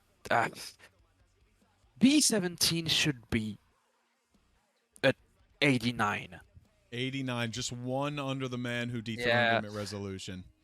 That's my logic, because if in my video game B17 is a legend and non-active at all, it goes up like he's 92 or 93. But in this instance, is not retired or anything for now, so 89. So we're clearly starting on the high end. Obviously, these are our first few picks, so they would be. I'm going to go a little bit lower here because John Carter, as much as I love him as a character, I think he's got some room to work in terms of competing, and that's kind of goes into my booking decision, which we'll get to later. But for right now, I'm going to gauge John Carter at an 84. And that's where it's most interesting. If you're looking at him against a Colin Locker or Max Edwards, I think 84 is fair. We go to Marissa, who's kind of in the same ballpark as John Carter. I'm actually going to go on the lower end here, despite her improvement. I'm going to say Marissa Welshmack is an 80. Clean 80. Okay. Even, competitive, not too bad, can still compete with the likes of Harry Etiquette, but is not a world beater by any means. That does not understate her value to me as a roster builder, but in terms of in-game, I think Marissa is an 80. Let's go over to Riot, who's rating Cassidy Hayes. This should be interesting. I think I'm going to put him in the same breath as Max Edwards, maybe. So I'm going with 87. 87 for Cassidy Hayes, okay. Because of his role in all of the stories around OCW, and he's the leader of Cash Indy, and he's a big threat. He's been on the world title scene for months now, and he showed that he's still good at the game. He's just doing fine, and he's, Cash Hayes as a character, in a video game should not be lower. I think you can argue 86 maybe or 88. That's your call, but I think the cheating, the outside stuff, like it hurts him a little bit, but definitely not too much. He has so much impact. Yeah, I think 87 is pretty good. I don't disagree with that. Well, so far, we're no huge disagreements thus far in our ratings. I'm sure that'll change as we go further down. But we have Doc now for Ambition. This should be interesting. I think I'm going to put him at a solid 88. 2 under his brother. Interesting. When he came up, I thought you were going to go 90. I think, no, I'm taking into account recent events too, which he hasn't gotten a whole lot of huge victories recently outside of the Owen feud, right? He has and the they history, split, but right. I think 88 is fair for him. I think it's definitely fair. The only thing that makes it a little tricky is Antonio Everett at 90. I do agree that Everett has been more impactful from just if you're rating a video game in the last few years than Doc, but I'd be interested to see what other people think once this goes live at that 2-point differential. But we have La Mujer score a 3-time women's champion. What are you giving her? He is the one that beat Furiosa, the only one, for the title.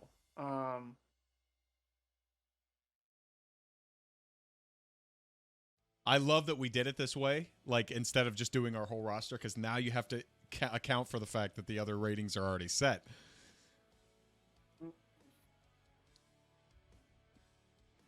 89, I think, is okay. 89. Okay. Okay. That's a lot higher than I was expecting, but I may be just in my own head about 2K's rating system. I'm thinking because 2K does it like kayfabe, right? They kayfabe do, yeah. Power limit. Oh, of course. So that's what I'm thinking. I'm in kayfabe. I would, since it's my character, I think I would put it 87 or 88 because I think my pick would be 86. I think you can beat. Okay. Yeah, that's the thing. I would say 86 if I were doing it. Of course, I'm not. But an 86 could upset a 90, and it wouldn't be out of the realm of possibility. 89 is high though, and she does deserve it. I mean, this is a woman who technically beat Dragana Caesar, even if it was crazy circumstances, and is always at the forefront of like the biggest stories in the women's division. So 89, not too unfair from my perspective. Okay, so this one might be controversial a bit, but hear me out. Still on the way up, very good, very shiny, good champion, good handler, improved a lot. But I think there's still room for improvement. Is not in the main event scene yet, so I'll give, and that's pretty fair to me, a Claudio Stardom an 82. 82. I don't mind that. I think that's pretty good. I would have put him somewhere in that range as well, but your reasoning makes sense to me. All right, so we go back to Turmoil, and Ashley Moore, to me, has to be the highest-rated active women's competitor on my roster. So I'm going to go 86. Alexa, stop. I'm going to go 86 for Ashley Moore. That puts her one tick over the world champion and my first overall pick, and I think, based on what I'm looking at, I think that will make the most sense once we go down the board. Next, I have El Parka, and this is where it gets very tricky to me because if you're looking at kayfabe, he's very strong, but I think if you're looking at in-ring skill, there's like a part of that has like these outside things with DDE and like his debauchery and all of the other things that he did. So I'm actually going to put him at an 87. I'm going to have him match Max Edwards. I mean, an El Parka Max Edwards match on paper sounds awesome, right? So I don't think either of them would have an advantage there. El Parka could sneak up. An 87 gives him room to sneak up and beat somebody higher, and it also doesn't make him untouchable to somebody on the lower end, which we just saw with Owen. So 87, I think, is where I'm going to go with El Parka. Let's go over to Fair. Empress. You want to talk about controversial? What do you think, John Louis? I don't think it's controversial because even though she's the GM, if I make a video game, I think Empress counts as a legend.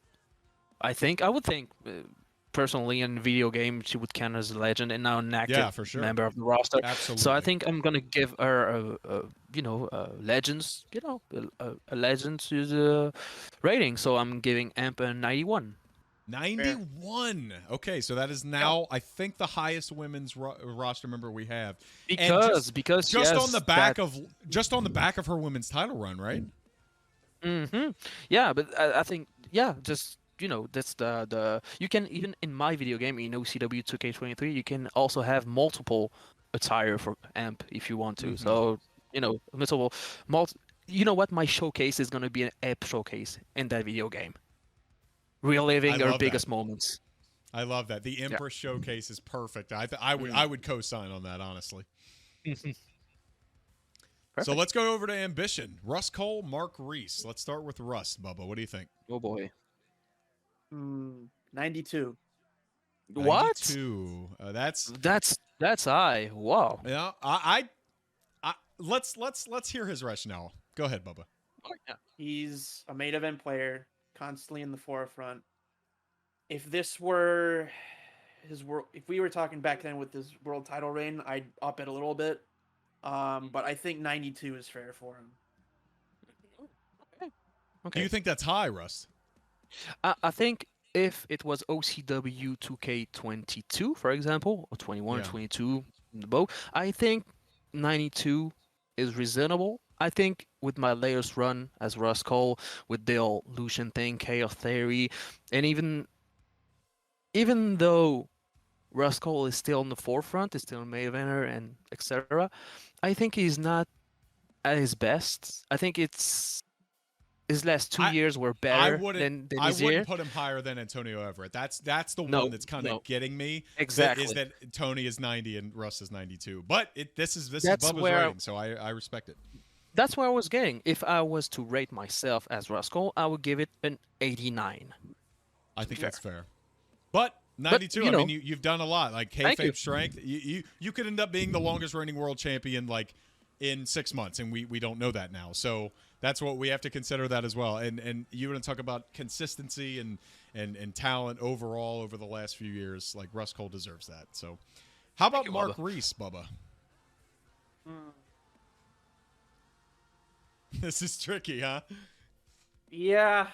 Former international champion, former longest reigning tag champion. But I he's wouldn't kind of put him. Now this is really hard. It's gonna get more fun as we go down, I think. 80. Shit. So I'm looking at one name here that's already been ranked, and it's Claudio Stardom. You could obviously look at El Parca as well for like a basis, but Claudio Stardom is who I'm looking at here. I wouldn't put him below 87 for sure. Really? Okay. Okay.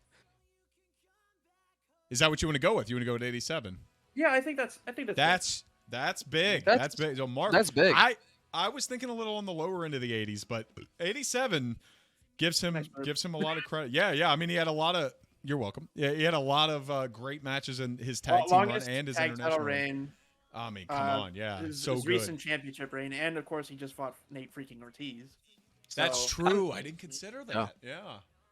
Okay. But so I'm looking more like Marquise. Marquise in OCW 2K22 is 87 to me. Yeah.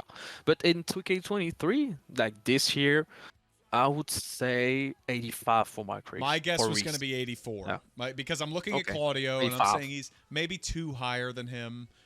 Because and John Carter we can't is put not... everybody in the 80s and 90s, right? Yeah, and I think he's. I'm just being overly generous, just like 2K. No, it's I mean, you're an overly generous guy. That's why everybody loves you. If you look at your roster, your rating basically is OCW 2K22, and it's okay. You know, some people prefer 22 at 23, so it's okay. Sure, yeah, absolutely. So there you go. Mark Reese at 87. How about Jasmine Caffey? This is a good one because you can't go back to 2K22 on this. This is all 2K23. No. And I love the character, but she's not there yet. I love for the future. In the future, I think she's gonna have a much bigger one. But I'm looking at Marissa. I'm looking at the other woman on the roster. She has great stories and everything. She hasn't proved a lot in the ring. She's still fun to watch. It has a great upside.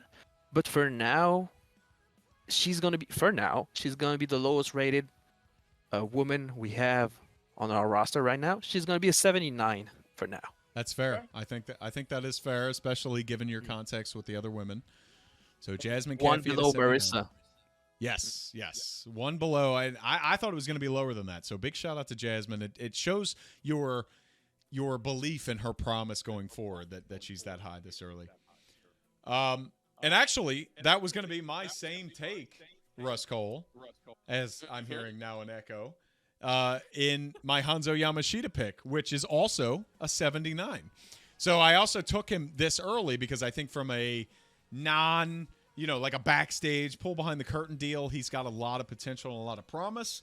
But like just in terms of impact, this is not like everybody knows Hanzo is the best at the game, but that's not what it's all about. And you got to be able to balance that. So just on the back of what he's done so far, being a 79 and being an 8th round pick, I think is pretty good. And I think this, like you said for Jasmine, is going to be a lot higher going forward. That brings me to Paul Pugh, who is a very tricky one because this is definitely one you have to rate as a legend. Like if you're rating the game, you gotta rate Paul Pugh as like that middling legend. So I'm actually gonna go 92. 92 for Paul Pugh. Always a showstopper when he comes back. Even that match he had with Harvey Ocean, H2O in 93. Pugh ended up competing with him throughout that match. 92, I think, is fair. So let's go over to Chris Green. And now we're, like I said, the further down we go, the more interesting it's going to be. So Chris Green, John Louis, go ahead. I have almost the same reasoning as Jasmine on this one, except he had a run before, multiple runs actually before. But I think since like it's a little bit of a rebirth for the character, and he had a strong showing lately, but he made some mistakes at the beginning of the season, and some of his matches he's still a bit sloppy in what he does and everything. Great upside, love the character, but for now, in my ID, if I make a video game and I see Chris Green, I put him at a 79 also. Fair enough. I don't disagree with that. Yep. I would have went a little bit lower, but given your rationale, I think that makes perfect sense. You were To be getting fair, another look. Go ahead. To be fair, I'm sorry, Jake, to cutting you off. I'm basing my ratings on a little bit of the real 2K, ratings. As we should. And I know honestly. some of the roster don't go lower 75 and stuff. So it just is. Yeah, once you hit I like don't wanna 74, go, 73, you're like just garbage. Yeah. So that makes Yeah. total sense. Anybody who's played the 2K games for a second will understand what we're trying to do here, especially Spider at 69. We got two interesting ones coming up here, a brand new woman and a 20-year veteran of OCW at Katie Angelo. What is Katie Angelo in your video game, Bubba? This is tricky because he's never won the world title, but he's been here forever. He's challenged for it many times. Challenged for it many, many times, but never quite get it. Off and on, on the product. And you know what makes this extra tricky is while I can rate a Nate Ortiz and a Paul Pugh as legends, while Russ can rate Empress as a legend, KD is still very much active. So you can't really do that yet. You could. I mean, it's your pick, but to me, that's how I feel.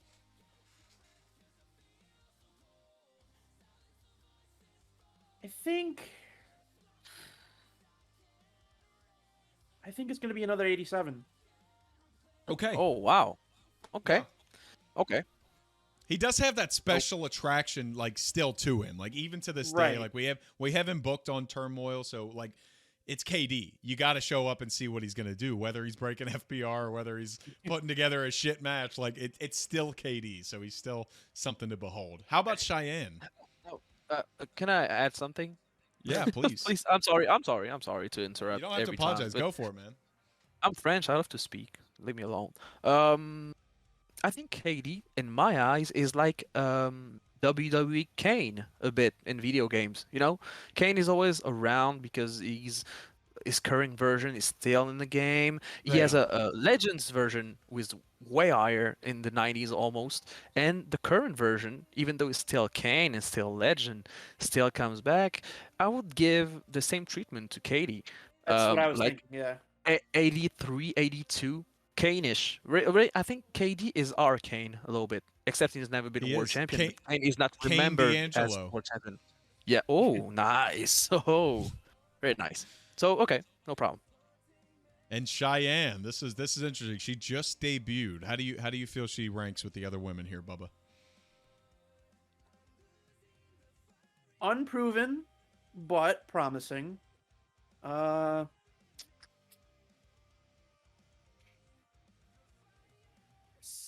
76. 76 is good. Okay. 76 is very good. That is, I think if you can get that kind of impact for somebody who just debuted 3 months ago and you're already a 76, I think that's huge. It speaks I think wonders that's to your fair. potential. If we're going off like the 2K scale. I agree. Cheyenne Lovelace is 76. That's perfect. And this, I'm not even going to sugarcoat it, is my number one, like, most anticipated rating for this whole thing. Drago Caesar. We're about to have some fist fights over here. John Louis, I set the mark at 95 with Nate Ortiz. What do you say about Drago? I have a problem with this because Drago in a video game rating, since he's the king of video game, it's just headache for me. But I took issue when you said, "Oh, nobody's gonna be at the same level or higher as Nate Ortiz." I took issue. Okay. I love you, Nate. I love you with all my heart. But if I put Nate at 85, I would put Drago at 85. Same. 95. 95, not 85. 95. Oh, sorry. 95. Yeah. Same rating. Unbeatable, both unbeatable. Legends. For the joke, I would put Drago Caesar at 99 because nobody can beat him in a video game. That's logical, but in all honesty, 95. I think it's fair. And that was what my anticipation was. Is I didn't know if you'd go higher than that or if you'd match it. I think matching it is the right choice because Those two have had so many battles, and like their legends exist in their own ether, right? Like, so if you were to make a video game, I think that's how it would play out. They would just match them at 95. Now we're gonna go back to me with Owen and Lotus Flojo, and Owen is one of the trickier ones for me because I'm gonna make this in a more. I'm trying to be as realistic as I can here, and I don't think it's impossible for an 87 overall in El Parca to lose to an 83 overall in Owen. I think he is just one tick below John Carter in terms of where they are. John's been here a little bit longer. He's kind of threatening in the main event level at this point. Owen is just recently firmly established himself as the king of the mid-card. This could be totally different in a year from now. Next time we do this draft, Owen could be a 90 plus. He's got a lot of upside. I think for right now, if we're putting it down, Owen is an 83 overall, and all of his strength stats are just maxed out. Like, you get the guy chopping and doing all that, but, you know, he's got the speed deficiencies and everything. So I'm going to go 83 for Owen. And for Lotus Flojo, I'm gonna settle in at a 78. A 78 for Flojo for right now. This goes back to the fact that I think Flojo can be more, but for right now, she's kind of on that lower end of the Marissa scale, as I'm putting it. So that makes what happened on Friday even more spectacular. Flojo and Ashley Moore have mirrored each other's careers. I hope there's more showdowns between them in the future. But for right now, I'm going to put Lotus Flojo to 78. And I hope that puts a wrench in a lot of your guys' plans going forward. Because next, we have Alexa Hayes for Riot. It's a little bit tricky. I'm hesitating, but since she's not really active, she's been a great wrestler before. But if we're rating on this year, she had a couple victories and dominant ones in tag action. She wasn't bad in 2021 either, used. Like in the latter half. So, it's always a threat, but she's never booked, and there's a lot of real life wrestlers who are really good, and when they're in a match they're going to be a threat, but they're not booked. So in 2K they don't have a big rating. So right. I would rate Alexa Hayes at one above Cheyenne Lovelace, because she's really 77, yeah, because Cheyenne is really not raw, but you know what I mean. It's just, I think that's fair. I think Alexa, yeah, I think if you match up Alexa Hayes and Cheyenne Lovelace, I think 90% of the time Alexa Hayes wins because of her experience. So it's just, to me, it's fair. And I loved your logic on that, because if Alexa Hayes got the attention that like Cassidy Hayes got, then she could easily be an 87, right? Like that's just kind of, she even without being booked and being on TV all the time, she finds her way into these storylines. So pretty I will agree with the 77. Now, okay, cool. I don't know what number you could assign to the last blacksmith that I would agree with, Bubba, but I'm interested to hear what you think. Go ahead. Oh man. Let's have his hardcore stats all maxed out. Which is like one these years, like one weapon damage stat. Shit.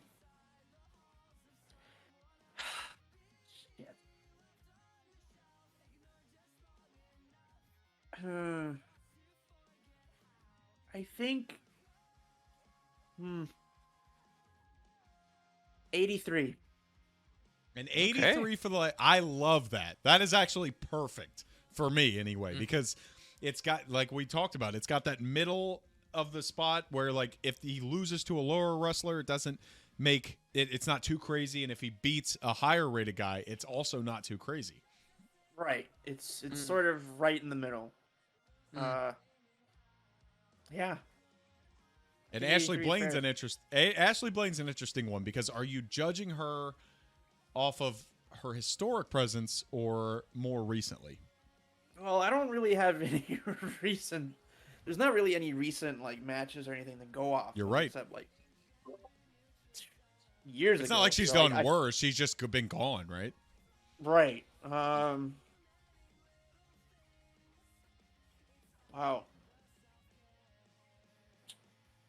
I think putting her right up there with Furiosa would be fair. 90. Okay. A 90. Oh shit. Wow. Okay. So I mean, she that's a Legends rating.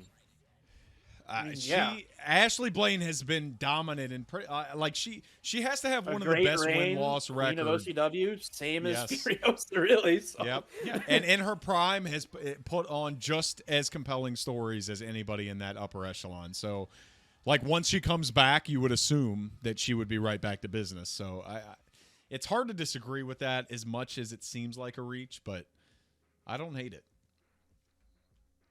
Mm-hmm. Good. Cool. Let's go over to Okay. Christian Garcia, polarizing to say the least. Yeah, a character I very much like. And like I said before, if it was OCW 2K22, it might be higher than he is now. Not his best run, but I like the work. I like the reinvention of his call when he did his heel turn and everything. But he hasn't shown the best capability he had compared to last season. And I'm looking at guys like Owen, Les Blacksmith, and some people like that. And I Sure, think sure. Christian Garcia, for now, is an 82. 82. I don't hate that. Not 821. 82. I think that's fair. I do as well. I do as well because it does, again, signify the potential to boost up, but also not so bad that you're in the ballpark of the mid-70s kind of people. I like that. Let's go over to Turmoil. We got Sheldon Trimbley.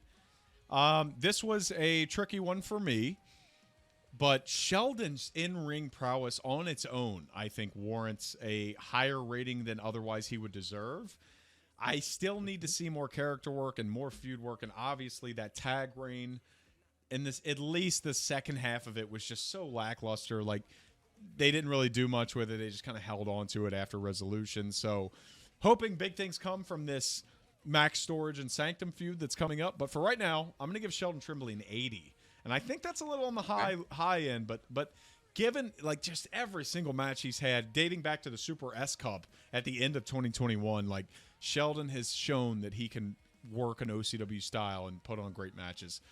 C-Note, I'm actually going to put at a 76. 76 is good for C-Note, I think. I still need to see a little bit more. I love the potential, given that's why I took you in round 13. And Greed and Envy at 78 and 76, respectively, I think is fair. So, obviously, everybody will disagree with me when they see this. But let's move it back over to Riot. Let's keep this train moving. Deborah Soto is next. I agree with C-Note and Sheldon. I think that's pretty good ratings.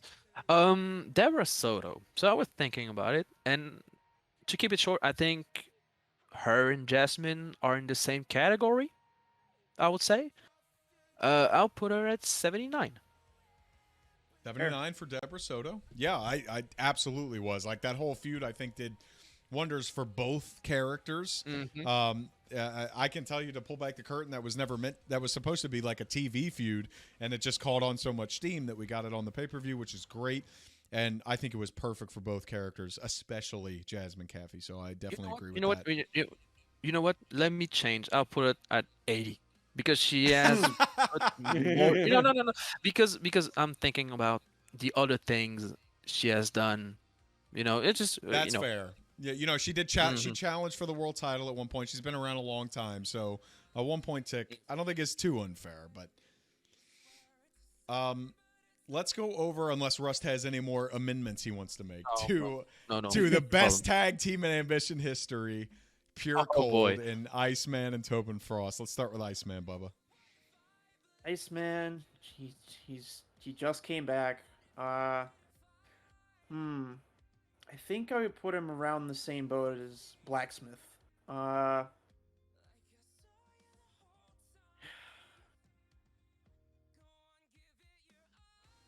84. 84. Okay, so one tick above the last Blacksmith. Okay. Yeah, I think that's fair. And for Tobin Frost, combining his history with recent things, which hasn't been a whole lot.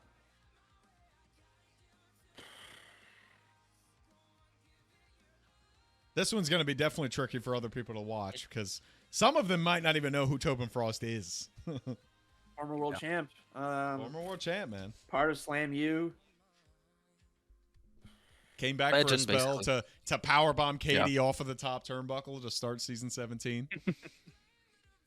89, I think, would be fair. 89. I Yep. don't disagree with that. If you're giving him a legend rating, and then you got to compare him to other legends, like he hasn't been around as much as a Paul Pugh or Nate Ortiz, I think 89 is fair.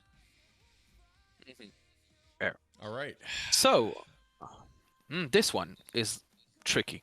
It's very tricky, actually, because Mr. Marcus is such a presence, and he's so good in matches. He won the S Cup, for example, and every time he's in a feud or anything, it seems like he wins every time.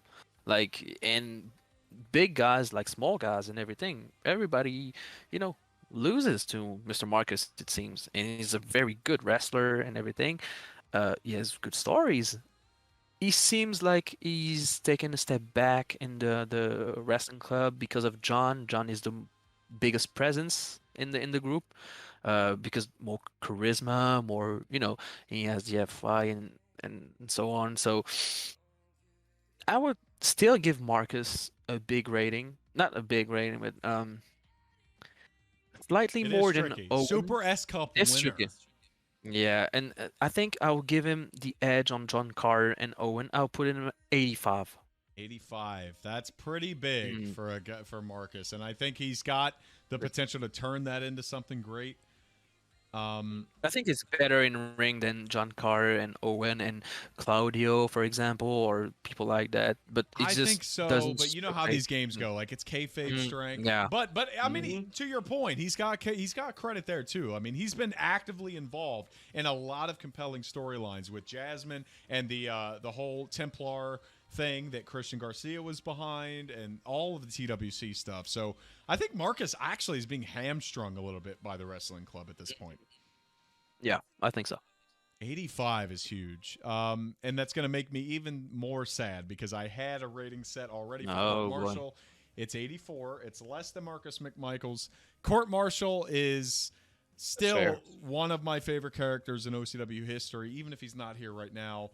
And I think 84, like I've said many times before, is that spot where you can upset somebody who's higher ranked, but it's not too crazy if you get beat by a lower guy. So Court Marshall, even when he comes back, he's just in this area where he can go for mid-card or upper mid-card and just he won't be a stranger. So I think 84 is good. Suplex is a little trickier because obviously her and Tara's connection go hand in hand, but Sue has sort of been on the back burner for a lot of that. So for a 2K rating, I'm gonna and I have to say I did not give Tara an 86. That was Rust. I'm going to give Sue a 79 because I think in the ring and Sue's strength and everything, she is a powerhouse, is a beast, and I think has a lot of legs as like her own focus. But for right now, I'm going to say 79. Let's go over to Holly Hunter, which is going to be a lot higher than 79, I imagine. Yeah, a little bit. But not as high as Marcus McMichaels, for example. Even though I'll consider like a veteran of the women's division, always a threat, only appears in big feuds or big matches for the title, and never under that. I will still not put her in the legend category or legend ratings. I will still make her, active while non-active, just being around. Holly Hunter, I think I'll put her at. Pass. Tricky, isn't it? Yeah, just a little bit tricky. It gets harder the further we go down. 83.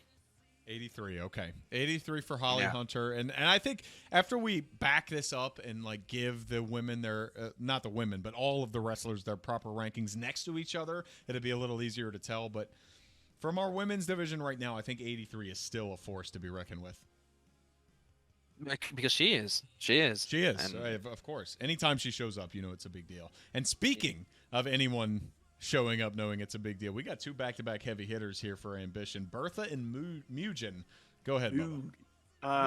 Mugen. For Bertha, I think I would share a similar sentiment with Holly Hunter, but I think there's more history there. So for that, I think I'm gonna go up to an 86. that's fair. That's right. 68. No, she's not worse than Spider. Sorry. And for Mugen, well, I'm biased as fuck. He's my best friend, 90. No, 90. that's And fair. That's I even that's think that's a little low, if I'm being honest. yeah, that's a little low. Yeah. Because to me, like if you're talking Nate and Drago, I think like Mugen's in that same conversation. But I do get it, given like all three characters' recent developments. So I get it. And Mugen, even at 90, is a force to be reckoned with. Bertha at 86, still topping the women's division, getting up there with the likes of Furiosa and Ashley Blaine.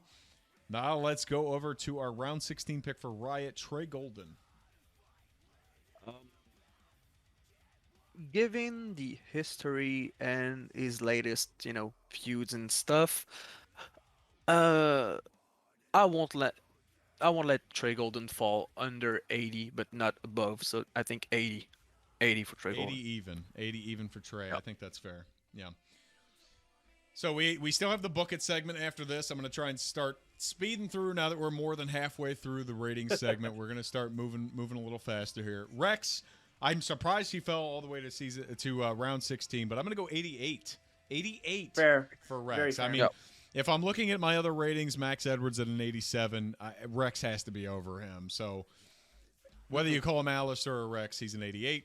Hito Gui, I'm going to go a solid 78 because he's got that impact, but he still needs to show a little bit more in the ring. And I think comparing him to the last Blacksmith in this way, 78 is more than fair.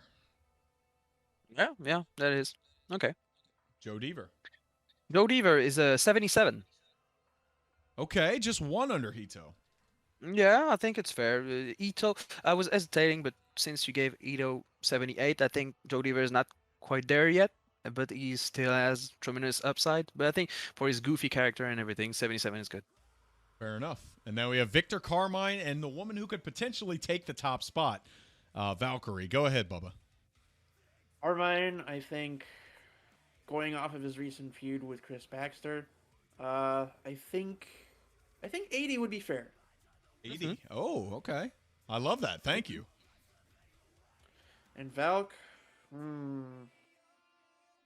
the Twitter stands will be upset if I don't make her the highest. 91. 91. There it is. Sorry, man, I'm not getting eaten alive on social. Sorry. No, bro. You got the women's division right now. Like who could be higher rated than Valkyrie? She is the woman of OCW at this point. So we have another legend on Riot's side, Padalomai. Go ahead. That's a little bit tough because he appeared 2 times, but is still a legend. So I won't give him the legend's treatment because to me he's still active. He came back, but still a presence. It's an much like the KD argument I made with Kane and everything. I think Padalomai, even though he's less active than KD, I will give him 81. 81 for Padalomai. Okay. I'm sure Padalomai fans of years gone by will take exception to that, but we'll worry about that when we get to it. Let's go over to this year. Yeah, of course. Hey, he's only been in 2 matches. Let's go over to Casey Barrett and Isu. So Casey Barrett, as much as I love the character, has not shown a whole lot inside the ring. He's getting his ass kicked in pretty much every occasion. That doesn't really matter to me because I love stories and characters more than that. I'm going to go 75 for Casey Barrett. I'm a big fan of him. I think he can be more going forward, but for right now, 75 is fair. And for Isu, this is a former international champion, one of the best matches in Resolution history. It's 81. 81. This is somebody that like is going to take control and be a constant presence in my mid card, and I think the video game should reflect that. So 81 is my Isu rating. This is tricky now because we're getting into some of the darts and some of the legends, but Justin Jest in 2023, what do you think? I think if you were to come back or anything, I think you have those examples in the game when people are not active but still in the game for years. Those Titus O'Neil. I don't say just Titus O'Neil, but there's plenty of examples like this. I think Justin Jest is a constant 83. 83. constant. I think yeah. I would have gone I- 85. I think that's No, low. because Yeah, I would go 85 as well. 85, but I'm rating by this year, and I think That's fine. the more years it takes off, the more The lower it goes, is right? not the lower it goes. It doesn't go 1 point per year, for example, but it's just that 83 for now, the state that he left and everything. I think it's pretty fair. I think if he comes back and been in 2 matches on OCW TV, it's gonna go up, 3 or 4. I think that's fair. That recent explanation, because if he comes back, he's obviously not just going to come back to challenge for the world title. He's going to have several big time feuds, and then at that point afterwards, he'll be higher rated and he'll be ready to challenge. So, I actually don't hate that. I would have put him a little higher given his previous exploits and being one of the most popular characters in OCW history, but I think an 83 is more than fair. Leo Grimm is on the other side of the spectrum. When he's here, he's crazy impactful, but he's not here very often. Bubba, what do you think? This is one I was. I'm gonna have to go with like an 82 on this one. Okay. I think that makes sense. Not around often, but when he does, it's impactful. I mean, compared to the Handler's other character, way more of a. You see him way more often. I think Leo Grimm, I mean, he was matched up with KD. I wish that angle had more to it. I don't know what happened. Yeah. But I think it's fair. I think it is too. He's a big dude, and in the video games, the big guys get some big ratings. So Scotty X is not a big dude. What do you say for him for his 2K ratings? Scotty I imagine X, this would be the lowest yet. This is my guess. I think he'll be the lowest so far. 75. Yeah. Okay. So fair. not quite the lowest so far, but he is down there. That is very fair to me, because he's got a lot of potential, but you just don't know if he's actually going to put it into practice. Very impressive in ring, but that's about it. You got to do other stuff. You got to get on that horse and start doing feuds. He had that one with Samson, which is pretty good, but I need some more. So let's go over to Jordan Trance, somebody who is semi-proven, but at his point in the card right now is pretty much a punching bag. What do you say, Riot? That's a punching bag, but he wins matches. And he's pretty good at it. When you look at the track record, I think Jordan Trance wins more matches than he loses. But it's not only about wins and losses; it's also about the character in a video game. So and how it's portrayed on TV. So I will give him a 77 too. Like Joe Deaver. I think perfect. I think that is exactly where I would have put him, honestly. That's pretty good. As we go to Turmoil here, we have Colby McCallum, who, in an alternate universe, say he wins that triple threat at Resolution, man. That could have been a whole new universe that we're living in. But for right now, we have to go on the universe that we live in. I'm going to say 84 for Colby McCallum. Okay. He's been missing for a while, but I think he's not so missing that the game has forgotten who he is. So 84 I think is fair. That's where Court is. That's one tick over Owen. I think that's reasonable. Talos is going to be a little bit lower. He was obviously involved in the chamber match this year. He had a couple great feuds over the course of his career, but he's also been very hit and miss. Not a lot of consistency over the course of entire years. He's a big dude. I'm going to say 79. I'm going to say 79 for Talos. Once you get into that 70 range, I think he's going to be like the big dog who's throwing people around, but he's not really going to punch up any higher than that. So 79 now for Talos. Let's go over to Kameo Hada, and now you got to rank your own character, Russ. This should be fun. I mean, by the logic of it, since Cheyenne Lovelace is 76 and she is not the lackey of Imp, but both are in the same category, they just faced off. I think 76, just like Cheyenne, is fair. That is very fair. Absolutely. How about Samson and Derek? Samson, I think I would put 77. Okay. Yep. Okay. Or yeah. yeah. 7. No, definitely not 7. 77, I think, is fair. And Derek, but with his recent title reign,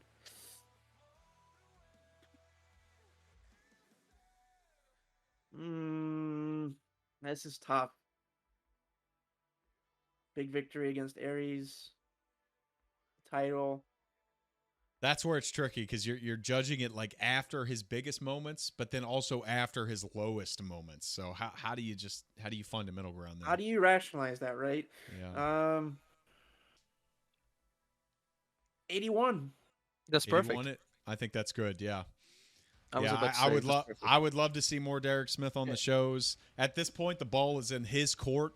We're not going to book him again until he shows that he wants to be here. That's just kind of how booking goes in general. So I would love to see Derek Smith again, but ball's in his court.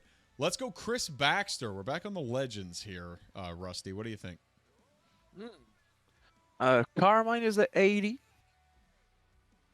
Chris, while he was here, was very good. His last run was very good and really over with the crowd. I'm in the same vein lately as Jest was at one point, with the crowd adulation and everybody pulling for him, especially because he had a good, heel. It's tough. It's a tricky one. You know what? I won't put it too high or too low. I think 80. 80.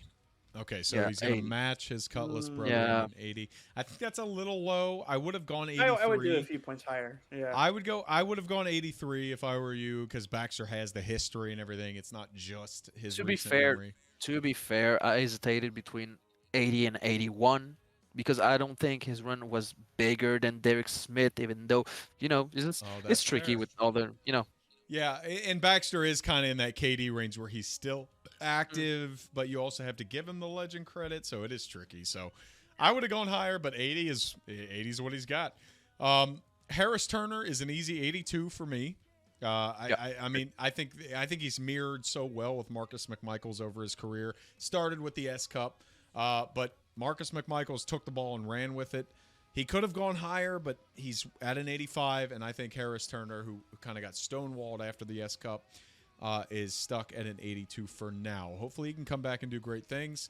Amber Ray is somebody who put together a very compelling story with Marissa, but at this point really hasn't done anything else other than that story with Marissa. So my hope with taking her here is that she could propel it into something different, but for now she has not, so I'm going to go 76.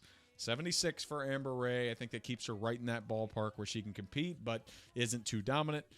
And that'll push us over to Judge Leroy, a.k.a. Roy Brown III, OCW Riot. Go ahead. He's a big boy. The big guys are tough. Is a big boy, and his last run, the new character was terrifying and also very good. Very threatening to in kayfabe, very threatening to basically everybody. So I would give Roy Brown.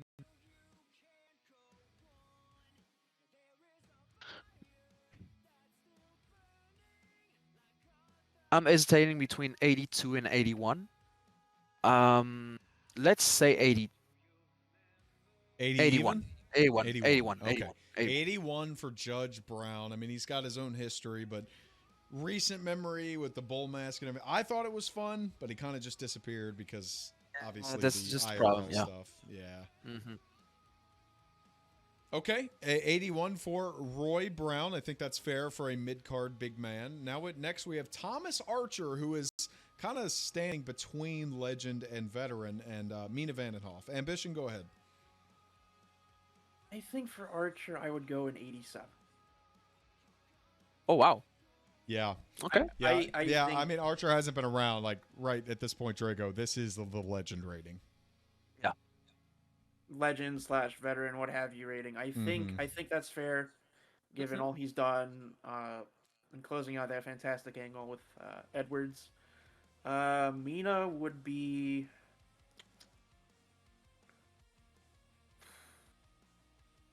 I think this one's an 81.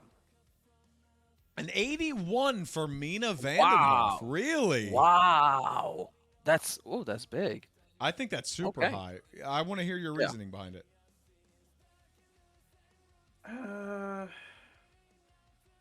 or maybe not. She may have had a bigger impact on you than she did for everybody else. I mean, she's Oh. kind of bounced around. She had that whole thing where she was the middling manager. I don't even remember what team it was, honestly, at this point. No, it was QC Connect, right? She was with QC Connect with Claudio and Quan J. And then that went away when Quan J disappeared. And then she was in Van Park, so I think I would lower her to maybe 80. okay. Okay. Lot I think of when potential comparing for her Mimi. to like Cheyenne, comparing her to Okay. Okay. Interesting. I'll be interested to see what people thought about that. And here's another one that I'm interested in: Luis Bishop for Riot. Go ahead. Still very young in his career. I think I would not put him as high as Hanzo, but not as low as Joe Deaver. So I think 78 is perfect for him. Okay. Yeah, that is very fair. He's a great match factory, but hasn't really been involved in any stories or anything, so that's a good spot for him. Megan Morgendahl has actually not debuted yet. She is set to debut this Friday, but that one segment alone, and obviously the handler behind it, has me very interested, which is why I took her here. But she's never fought.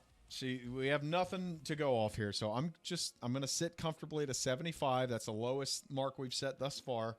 I'm going to set it at 75 right now. As a rookie, could definitely get better. Elliot Parker is a little more interesting. For right now, I'm going to set it at 79 because Elliot Parker has been hit and miss. He's been involved in a lot of storylines, a lot of fun storylines, but hasn't really been the most impactful person in those storylines. And then, of course, completely just abandoning the team on Friday was not a good look at all. So I wish Elliot the best in the racing league, but for now, I think the character is a 79. And that takes us to Elliot Parker's former tag partner, T.Y. Sparks. What do you think about him? Jake Allen, you know why they were tag team partners? Because they share the same rating, 79. 79 for T.Y. Sparks. And we actually haven't seen anything from T.Y. in probably a year. Yeah, much or less, yeah. But So, you know yeah, that T.Y. coming back, if they're going to commit to it, they're going to put some good stuff out there. I think it's pretty fair. 79 is the same rating as Chris Green at the moment. Why? Yeah, okay. Sure enough. So we're almost towards the end here as we're rating our rosters. We have the Ambition next to Anthony Baker. This is a former North America, light heavyweight champion. Actually won it at Lucian 2 years ago. So this would be a tricky one for you, Bubba. What do you say about Baker? There's good history there, but also recent outings haven't shown a whole lot. Because he's kind of back, right? As far as I know.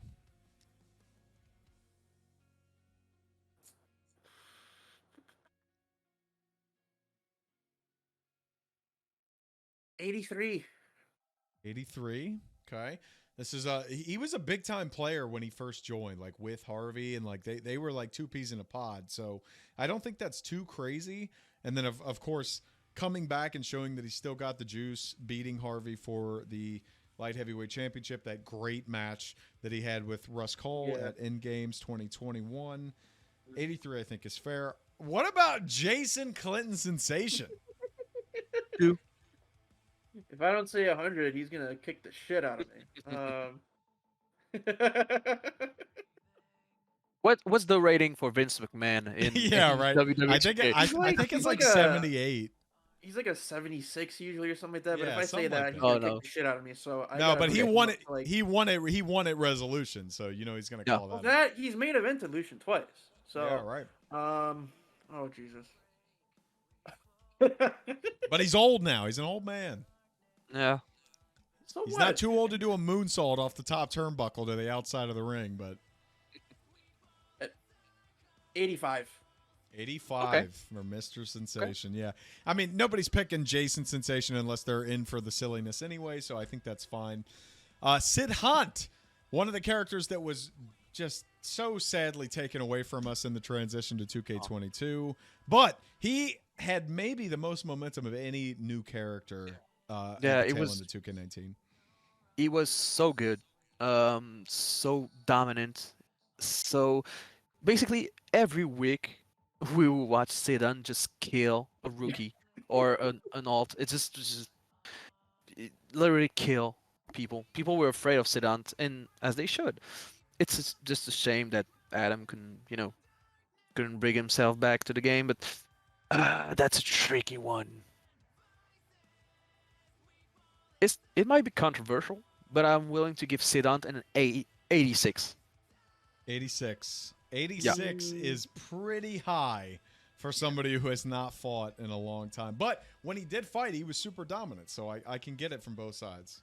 I think if tomorrow, the video game drop and tomorrow Zidane makes a return, just to announce that he's back, is an automatic, I think, 87. 86. 86. I don't know. 86. 86 is big. 86 is big I for know. sure.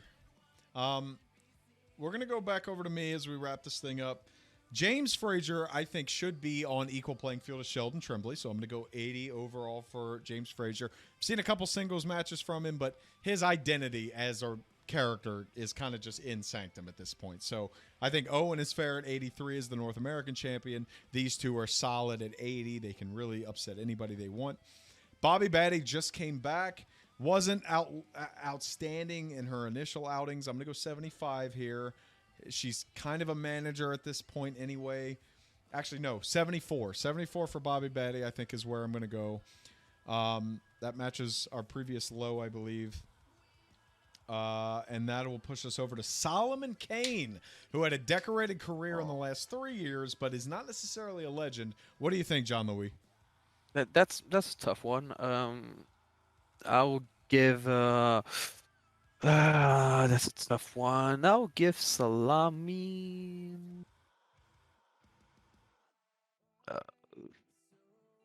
To me, there's 80. only one right answer here. Okay. 80. Is fine. Oh, what was the right answer? I was going to say whatever the last blacksmith's rating is. that Because to me last is what I would blacksmith- have. I think Has around been there more would active. be But fair. but 80 is fair. Like consider this is also a man who was challenged for the title multiple times. He also held the international title. He's the one who dethroned Thomas Archer.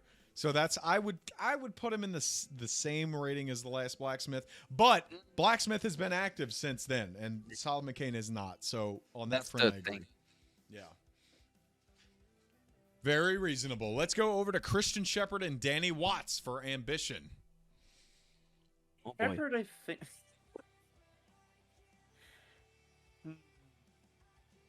Shepard, I think.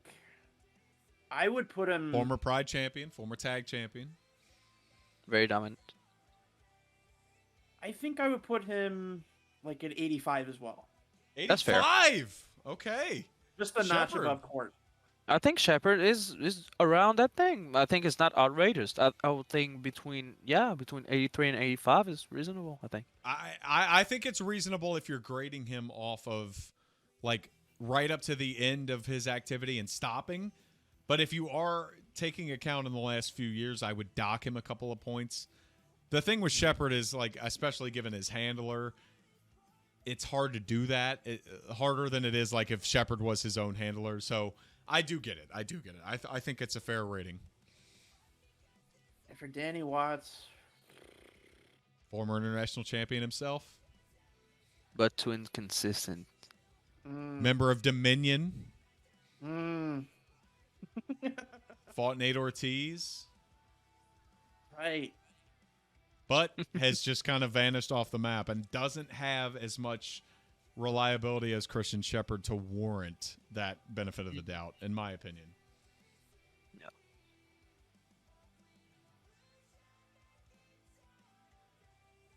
82. 82. Okay. Okay. I okay. would play with Danny Watts as an 82. That's fair. That's This fair. is Yeah. this is my expectation is that Jaden Hero, as the biggest outlier here, is going to have probably on the lower end of the ratings, but I'm interested to see what you think, John Louis.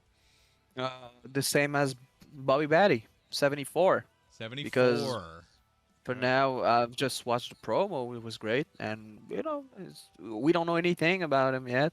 I think Casey as 75 is fair because he had matches and feuds, and Jaden is just arriving on the scene. So 74. Okay, 74 for Jaden Hero. Hopefully that number ticks up when we're talking again here in 2025.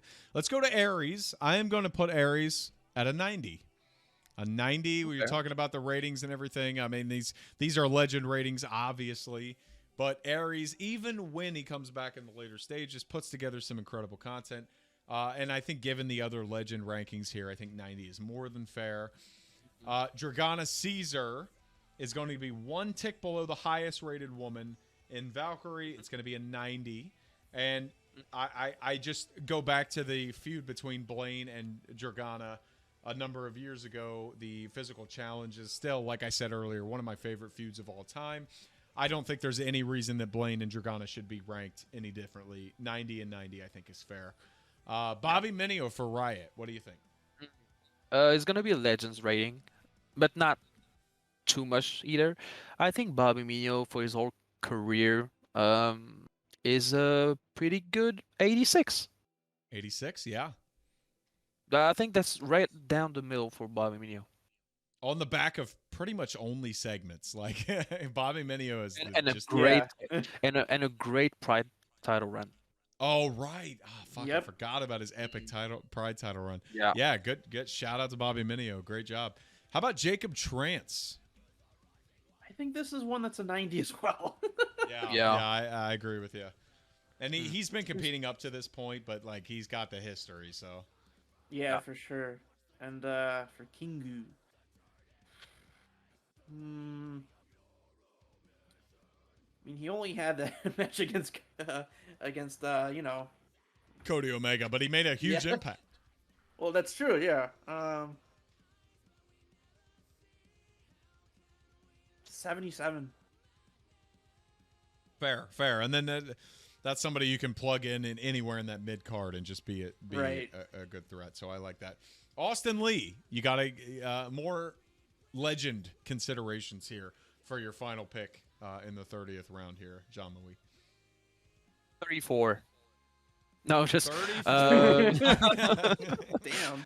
fuck you, Austin. No, for real. 87. Legends 87. rating has been world champion. I think it's 87 is pretty good. One up Bobby Mio. Okay. And AC Cobra has been kind of all over the board. I think right now, if he were to come back, he would be considered a solid 76. AC Cobra has had his underdog reign. I think that's what like in any of the big babyface runs he's had, it's been all about the underdog thing. Against Quartz it was, against Antonio Everett it was. 76 I think is fair and really speaks to the upset potential that he had against both of those guys. And then even going back into his hardcore days against Pugh, against Parker. 76 right now for AC Cobra. So now we have all of our ratings for the 2023 OCW draft. Please let us know if you disagree, if you agree. I don't care, but I love if it sparks up some conversation. We are going to book it now. This is a full fucking thing. We are all excited about this. I'm going to tab over here, and now we have a full 7-match card, plus a section for notes and segments and what have you. We're going to take another brief break, but when we come back, we are going to book the first pay-per-view for each show. Each show will be assumed to have its own individual pay-per-view event. And I'm sure you guys have most of your ideas ready, but we can finalize it as we go. All right, it is time to book it. You guys have got your OCW roster filled out. All three teams here, Turmoil, Riot, and Ambition, all three brands have drafted 30 superstars apiece, and now it is time to book it. So we're going to do this the same way we did before. We're going to start with Turmoil, except we're going to go in the reverse order. We're going to start at the bottom of the card with the show opener, and we're going to do a snake order all the way up until the main event, and then review our full cards at the end. And that brings it to me. And what did I say at the very beginning? I said that we were going to have ourselves the best women's division in all of wrestling. And we're going to do that right here because our opener is going to be a fatal 4-way #1 contenders match for the Women's World Championship, which will be decided later on tonight. We're going to have Megan Morgendahl Bobby Batty, Marissa Welsh Mack, a clear favorite, as you might think, and Suplex. So our opener is going to be a big, crazy multi-woman match where we really want to get out of the gate on Turmoil by establishing the fact that our women's division is better than anybody else could put together. So it's going to be a clean deal here. Fatal 4-Way #1 contenders match. We're going to book these first, and then we'll go down through and list the results after all the cards have been booked. So don't give anything away when you guys are booking your shows here. I know that Rust and Bubba, you guys are going to be typing in your own things here. So take it away. Jean-Louis Cole, Riot's opening match in their first ever pay-per-view. What do you go? Okay, so my opening match is going to be a #1 contendership ladder match for my mid-card title, which is the Pride title. Yeah, because I want the Pride title. That's the thing. So, my match is going to be, let me just, so, it's a ladder match between Chris Baxter, Jordan Trance, Roy Brown Jr., T.Y. Sparks, Lewis Bishop, Joe Deaver, Trey Golden, I need to add another line.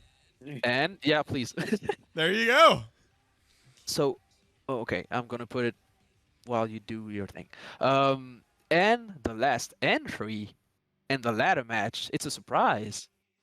And then you hear what everybody wants to hear. This sweet, sweet theme of Justin Jest entering the #1 contendership ladder match for the Pride Championship. There you go. So, let me just... Oh, you want to do it? Okay, no problem. No, it's fine. I just typed in the match type. You can throw in the names there. Let's see who we got. T.Y. You said T.Y. Sparks, Jordan Trance, Joe Deaver. Trey Golden.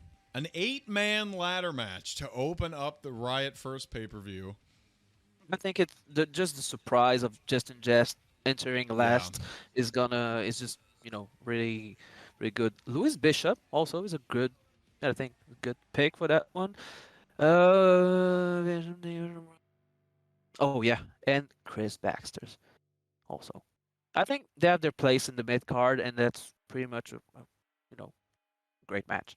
And given the shocking 8th entrant, I feel like I know which way this is going to go, but we will get to that after all the cards have been decided. You got your #1 contender ladder match. How about Ambition's opener, Bubba? What do you got for us? Well, we got another #1 contender match. Perfect. We got Katie Angelo and Mark Reese as Meat Mountain. Oh. Versus Nate Mack and Tobin Frost, Ice Cold. Oh, that's beautiful. Beautiful. I love that. I typed this in, right? I don't see it yet on my end. Okay. Damn it.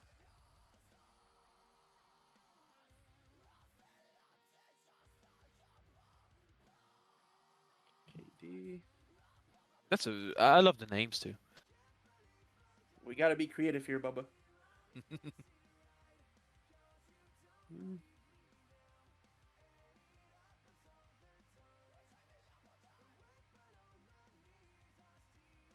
That's beautiful.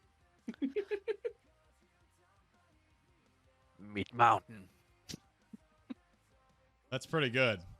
Meat Mountain and Ice Cold, a tag title #1 contenders match. And that kind of tells me that there's going to be a tag title match later on this show, but we'll get to that when we get to it.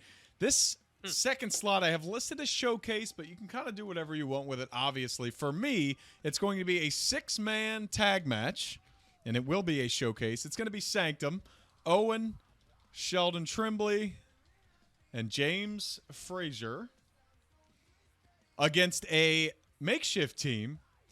This is a kind of New Japan style booking here. We're going to go Aries, Colby McCallum, and El Parka. So we're going a little New Japan style. We're going to go Sanctum versus Aries, Colby McCallum, and El Parka. That's going to follow our Fatal 4-Way number 1 contenders match for the women's world title here on Turmoil. What's following your opener on Riot? Oh, my showcase is a meat grinder. It's gonna be a one-on-one match, a special singles match between a legend, Pararomai, versus Sedant. Oh, Mmm. I would Talk love about to see Meat that. Mountain. Oh yeah. So special singles match, like New Japan says. New Japan can has go a ahead, great way Bubba. of booking things. Yeah, Bubba, go ahead. Since we're all typing here at the same time. So we just to recap, since it's not on the screen yet here, it's a special singles match between Padalomai and who? Sedant. Sid Hunt. Okay, perfect. So while he gets that typed in, go ahead, Bubba. my showcase. Well, this will be the first of many showcases probably, but the one I have planned is in the Chendi match. Oh. An Achendi Fire Tables match. The Last Blacksmith versus Leo Grimm. Mugen. Oh, shit, Mugen! Oh, see, now you got me fired up about things that could happen in the future. We've been waiting for the Blacksmith and Mugen to find each other. That's very, very exciting. They're both into the same things. Tables, Okay. near-death experiences. This guy is a safety. This would be amazing. It's all about safety. It's all about safety. For our mid-card 3 tag match, we're going to do a mixed tag team match. And we're going to have Greed and Envy. So that is C-Note and Lotus Flojo. And they are going to take on the team of Hanzo Yamashita and Amber Ray. So there's no defined team yet made from Hanzo and Amber, but Greed and Envy are going to attempt to make their mark on the first ever Turmoil pay-per-view against this makeshift team of Hanzo and Amber Ray. Let's go back to Riot now. What do you got for the mid-card? Oh, for the mid card. So, before the match, we have an announcement, which will be in the show notes segment. So we have a segment for later in the show that our favorite GM, Empress, relinquish her rights for a GM because of something that's gonna happen later on that show. But she has snap. to. She has to relinquish I feel like I know where this is going. rights. So the announcement is going to be that the new GM of Riot is Austin Lee.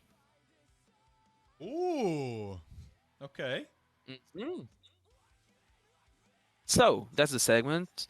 I'll type in, and my match following that announcement is going to be for the Women's Championship. It's a one-on-one match.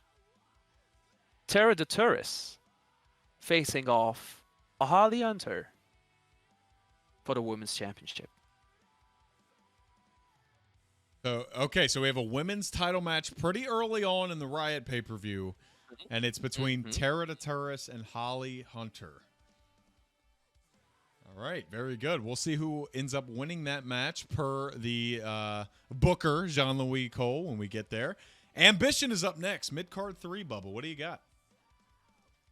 For this next match, Mr. Sensation announces that he hates Spider, and he wishes to challenge him to a boxing match later in the night.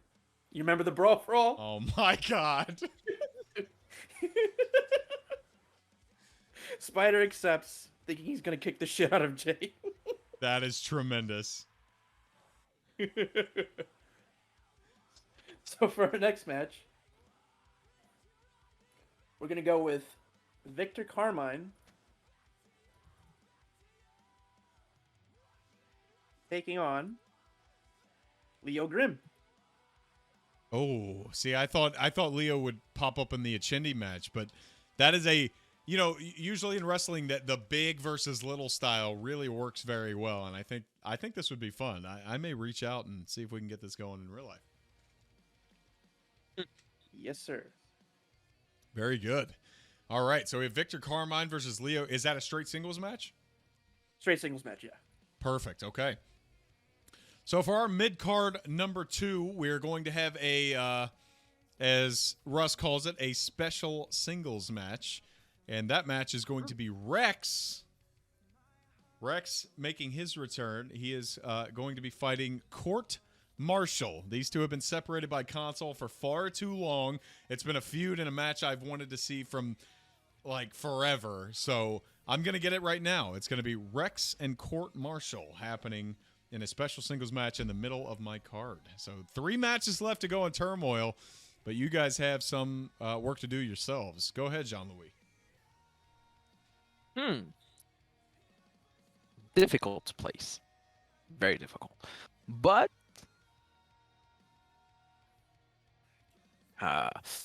okay. This one is also a championship match.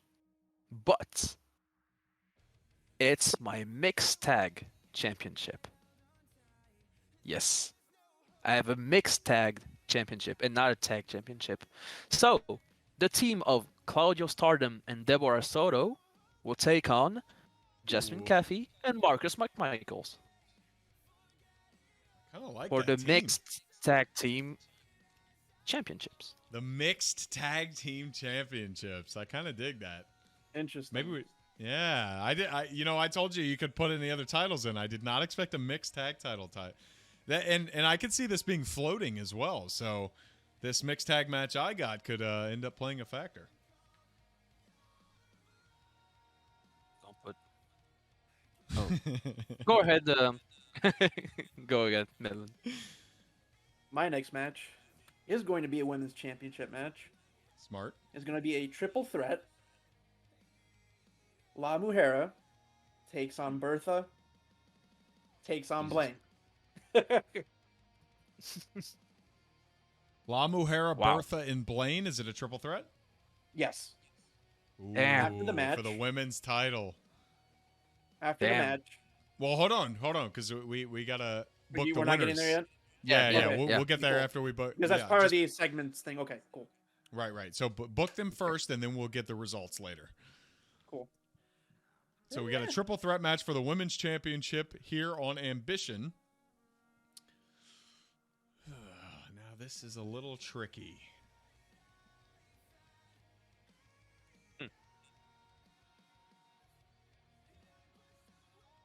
So let's get some craziness in here. We're going to have an extreme rules match between Hito Gui and Harris Turner.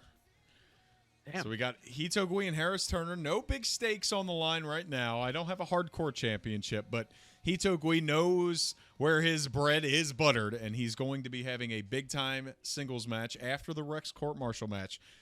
Anything goes. Hito Gui versus Harris Turner. Russ Cole, you have 3 matches left. What's next for you? Oh. And you know what? There's going to be another title match. But this one Love it. is a triple threat match Damn. for the Pride Championship. So, first off, we have Tony Everett versus Christian Garcia versus Chris Green for the Pride Championship. So,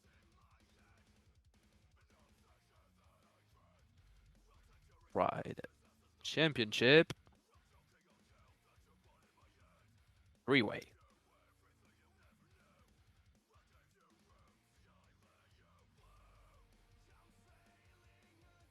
Go ahead, Melon. A Pride Championship 3-way. Antonio Everett, Chris Green, and who was the third? Christian Garcia. Oh, that is a good one. A lot of multi-man match here. We're trying to get everybody on our first big card. Makes sense. Yeah, mid-card 1. Go ahead, Bubba. My next match is another title match. It's going to be North American Championship. Mm-hmm. Doc Green will take on Russ Cole. Oh wow. I mean, that's money. That's all you need. That's sexy. Yeah, that's sexy. I'm not going to use everyone.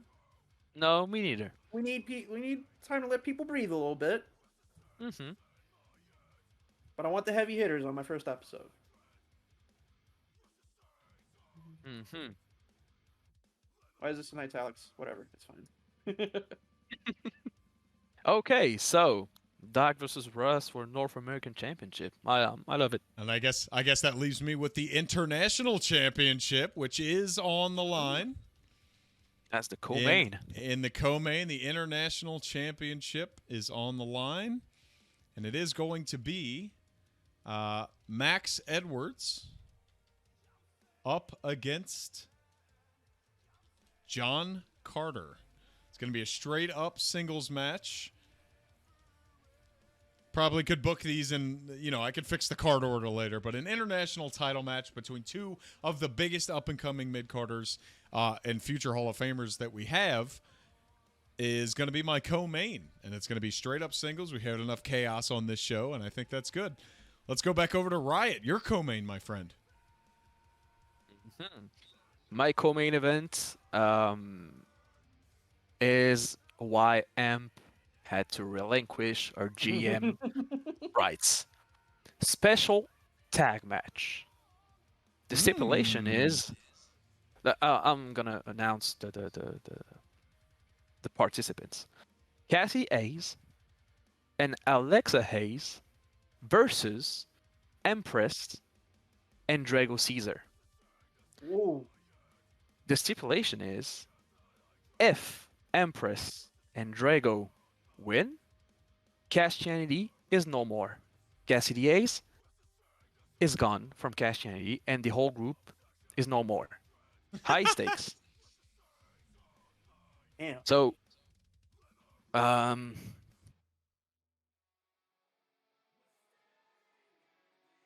let's say winner. No. Christianity loses. They're gone. There you go. So, Alexa Hayes and Cassidy Hayes. The two Hayes against Imp and who? Yeah. Who was their partner? H2O? Drago Caesar. Drago Caesar. No, Drago Caesar. That's even better. Thank God. Because in my head, in my booking, Christianity became too much to handle even for Hemp as GM. They ran roughshod, and even though she's a Christianity sympathizer, she couldn't handle it anymore. And then, yeah, this blow up to be, so she had to call Drago Caesar and accepting the match. But by doing so, she had to relinquish to participate in the match to be GM. So that's why Austin Lee is the GM. Very interesting. Notorious one as the GM of Riot. That's a bad sign. Let's go over to your co-main for Ambition. What do you got, Bubba? As announced earlier, my co-main event will be a boxing match. Yes. As it should be. We'll take on Ryu Matsumoto. I'm glad you grabbed Spider in the second round just to watch him get his ass beat by Jay. If you've seen the Brawl for All Dark Side of the Ring where Vince Russo goes, I just wanted to see Jay Bradshaw get his ass kicked. That's my explanation for this. Tremendous. And that takes me to our main event, which is going to be for the Turmoil World Championship. And it's going to be Nate Ortiz versus Rex. Oh, no, sorry, not Rex. Rex is already booked. It's not Rex. Alistair Ross, right? Hold on, I gotta go back and look at my page. Shit on the main event. Shit. Oh no, panic. Amateur hour. It is. Look, I'm trying to run this and book at the same time, okay? Yes, I did have Rex in there, so it's going to be Rex. Court Martial is not fighting Rex earlier in the night. That's going to be Casey God. Barrett. There we go. Okay, so Casey Barrett and Court Martial, and then I got him wrong. I'm sorry about that. So Nate Ortiz is going to be fighting Rex in a singles match for the Turmoil World Championship. And there's going to be a lot of chaos on this show, but we'll get to that when we start booking the winners. Riot, what is your main event? Oh, well, it's the Riot World Championship. And I'll have H2O fight B17 for the world title. That's pretty good. That's pretty good. Mm-hmm. In the return match of B17. There you go. There you go, Bubba. And your world title match, I assume your world title match? Correct. Ambition world title match. It's going to be Quartz taking on Colin Locke in a 30-minute Iron Man match. Oh, yes! The match that we still haven't seen yet in real life.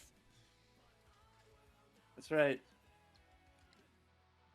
Well, the rematch, I should say. But, yeah, I would love... I'm going to steal that. I'm going to book it for Lucian. Spoiler, folks. I'll see you in July. I'm having an Iron Man match. Damn. That is awesome. That is awesome, yeah. That is awesome. Okay, so I think we can go down the list here. We can all run our shows one at a time now that everything is booked. We're going to start down here on Turmoil with this fatal four-way #1 contenders match. Morgan Dorgandahl, Megan Morgandahl. It's been a trying night, everybody. Megan Morgandahl against Bobby Patty, against Suplex, against Marisha Welsh-Mack. Before this match starts, though, the general manager will come out and say that there is no Women's World Championship match tonight. Instead, we will be immediately granting the Women's World Championship of Turmoil to none other than Dragana Caesar. Dragana, not happy about this. She wanted to fight for it, is granted the world title. She's granted that, and she is sitting at ringside to watch who will face her for her first ever Women's World Championship match. The woman that wins it, Suplex. Suplex picks up the pinfall victory over Bobby Batty. Bobby Batty is the one pinned there. Dragana Caesar enters the ring after the match is over, holds her title high, but is attacked from behind by Hari Etiquette. Wow. Wow. Ouchies. There's a scuffle that follows, and the very next show that we have here will main event the Women's World Championship. Dragana, Hari Etiquette, and Suplex in a triple threat match. We're not going to get that far in this fantasy booking, but that's what the women's division looks like. It's super chaotic, and we have the best in the world. That's how our opener goes. What about you, Riot? What about me? The opener. The Pride title #1 contender ladder match. After the surprise last entrance from Justin Jest, we have a tremendous match. See, there's T.Y. Sparks, there's all kind of craziness in this match. But obviously, I need to go with the feel-good moment right off the bat. I need people to be pumped for the rest of the card. I need people to, to blow the roof off. So, in his return, Justin Jest is going to win the #1 contendership in the ladder match. I mean, yeah. Obviously. That's obvious. I mean, come on. Yeah, the big Feel-good surprise. moment He's got to get it. Yeah. Yeah. Melon. And the opener in the the #1 contenders tag title match. That's right. It's KD and Mark Reese, Meat Mountain versus Nate Mack and Tobin Frost, ice cold. They have a banger of a match. Meat Mountain wins. Of course they do. With KD pinning Tobin Frost.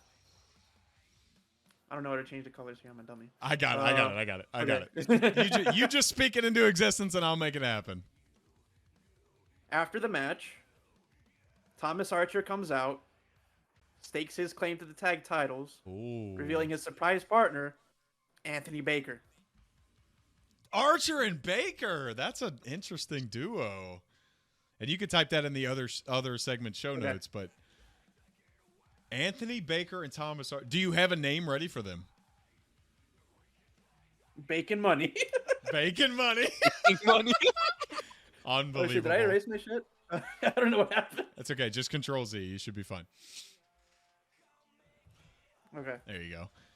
All right. So while you get that typed in, Bacon Money staking their claim to the tag titles against Meat Mountain. We go over to Turmoil, our 6-man tag team match. Sanctum, Owen Sheldon and James Frazier against Aries, Colby McCallum, and El Parka. The winners of the match are Sanctum. They do pick up the win after pinning Colby McCallum's shoulders to the mat. After the match is over, Sanctum stands over Colby McCallum, ready to deal more damage, when Isu appears. Isu runs down the ramp, takes El Park aside as they have that big resolution history, and he was his trainer and everything. They square up. The numbers game is firmly in favor of Aries, Colby, and El Parka. And then we get a Pele kick from Isu out of nowhere. He is the newest member and the official leader of Sanctum. Isu joins Sanctum after the match. And now they are a full 4 after their dominating victory over Aries, Colby, and El Parka. Can I not space out my my thing? Am I an idiot? Do Control Enter. Here, I got you. There you go. Control Enter. Okay, we'll push it down. I was confused. Yeah. Let's go over to Patalomai and Sidant. Wow. This one is going to be. I didn't put Extreme Rules or hardcore matches. Just big horses just slamming each other, and after a great effort, Sidant is gonna pick up the win. Obviously over Patalomai, but he's not done yet after the match. Sidant is a force to be reckoned with, and he's no joke. So he's going to put Patalomai through the announce table after the match, and some more, discussing things. But mainly through the table, make a statement, take out the legend Patalomai with a powerbomb, and he's going to the back just to assert his dominance on the roster and say, I'm here now. Keeps it simple. I love that. Sid Hunt dominating the bigger Patalomai in the special singles match on Riot. And over on Ambition, we have the Achindi Tables match between the Last Blacksmith and Mugen. Right before that, Valkyrie makes her heroic return. Oh, shit! Cutting a hot babyface promo. Only to be interrupted and powerbombed to oblivion by Ashley Blaine. Oh, nice. That makes sense why they're not on the card. Well, Blaine is. Okay. I won't give anything else away with my speculation, but I'm very excited. Valkyrie comes back in his power bomb to oblivion. And then we have the Achindi Tables match between Blacksmith and our overlord Mugen. And this is, of course, the safest match on the card. Naturally. Thumbtacks used. Announce tables broken. The finish is Mugen hits the one-winged hoot through 2 flaming tables. Off the top rope, I imagine. Off the top rope, yes. Oh, beautiful. Yes, that sounds If we could afford a scaffold, we'd probably do that too. The safest thing I've ever heard of. The Last Blacksmith is officially dead. Mugen, 2 tables and a one-winged hoot. Let's go over to the mixed tag team match over here on Turmoil. We have C-Note and Lotus Flojo, Greed and Envy against Hanzo Yamashita and Amber Ray. The match goes as expected. It's a tight back and forth. At one point, Amber Ray tags herself in to go after Lotus Flojo. Hanzo takes exception to it. Hanzo pulls him back. Hanzo pulls her back in. They're disagreeing about the situation, and Hanzo punches her in the face, picks her back up, and delivers a whatever he calls his fucking suplex stunner, his finisher. He hits Amber Ray with it. Stun Dog Millionaire? The Stun Dog Millionaire, whatever he calls that. He hits Amber Ray with it after punching her in the face, rolls out of the ring, jumps over the barricade, and Hanzo Yamashita exits the match, allowing Flojo to gain the pinfall victory over Amber Ray and setting up some really devious bullshit between Amber and Hanzo Yamashita. I feel like Amber is at her best when she's dealing in some unusual storylines. So a fight with Hanzo Yamashita sounds fun, but Flojo and Ceno pick up the win here in this mixed tag match, which brings us to the women's title on Riot between Tara Turris and Holly Hunter. Should be noted that coming into the bout, Holly Hunter is champion. You know, she's coming as champion. So, if we can do that, obviously. I don't know the rules exactly. Whatever you want. But, you know, after a hard-hitting match where Holly dominates pretty much the whole match, very vicious and everything, Tara makes the comeback for the win, is the new women's champion, Riot women's champion. These are the things you love to hear. Good moment, deserved, and yeah. I Keep think the crowd she's gonna happy have after a pretty big one. after they just watched Sid Hunt murder this giant Palomai fella. Yeah. All right. You have to balance shit.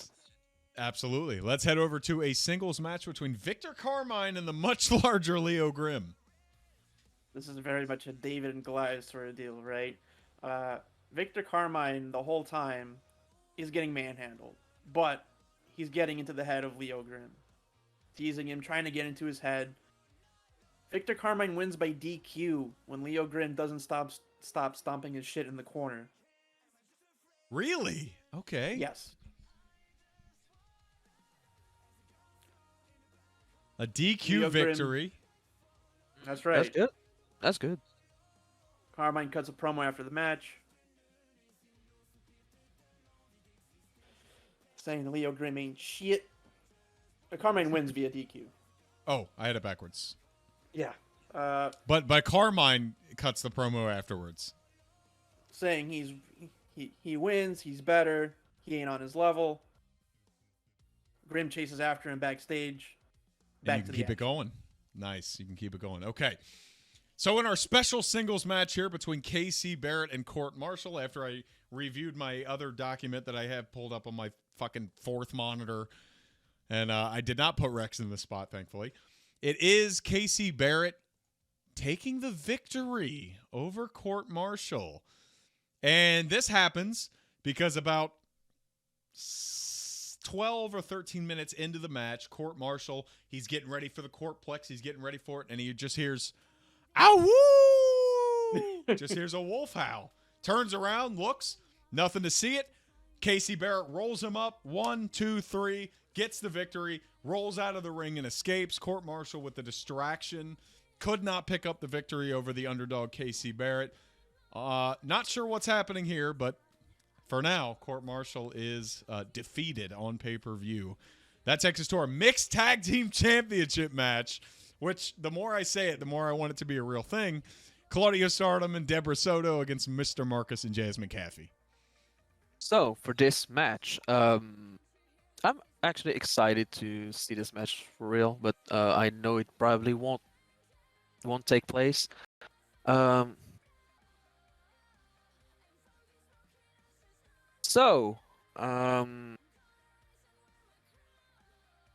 just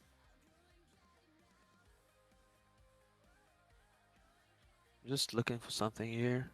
Okay, so Claudio and Deborah Soto win the mixed tag team championships. Hell yeah! Yeah, they win. They win because I think that's a good pair. I think they weirdly go well together.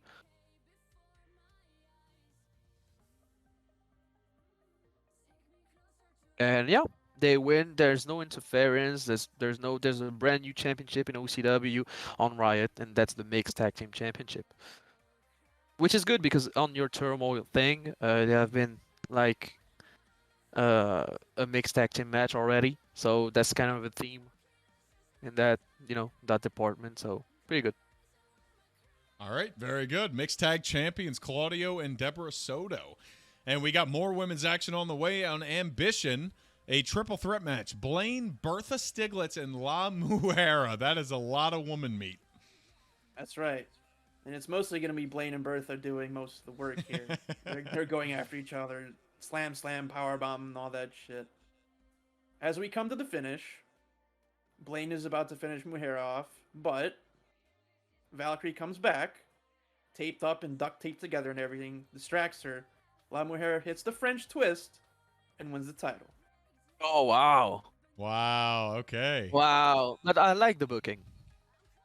Not because it's La Yeah. Mujer, it's just because you Well, know. I mean, it's just- I like the the book 'cause two I'm women winning, beating up brother. each Wow. other. It's perfect. It's perfect. Yeah.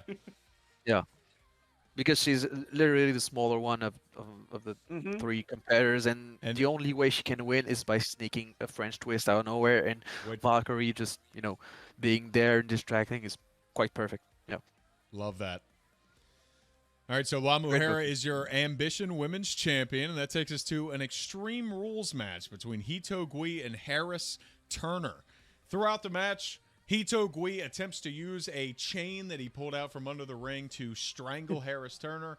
Turner counters it every single time. Eventually, at the end, Hito goes for one more after landing his mist and the punt kick. He goes to wrap the chain around. Harris counters it again, and in one fluid motion, gets up off of his chest and rolls it around and spins it back on Hito Gui to choke him out. Hito has no choice at that point but to tap out, and Harris Turner is your victory after a grueling, I would say, 21-minute hardcore match. It's a real death match style. I'm talking both guys are bleeding profusely. It's Moxley shit up in here. Harris Turner, though, eventually defeats the Kobe Cannibal in the Extreme Rules match and gives him a lot of momentum going forward. No title on the line in that one, but there is one in our next one. Pride Championship 3-way. Tony, Chris Green, and Christian Garcia.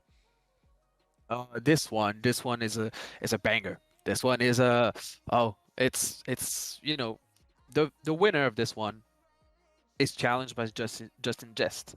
We know that. And for most of the bout, Tony Everett is basically having his way, but the two heels in the match try to go on a 2-on-1 on Tony Everett until they take him down.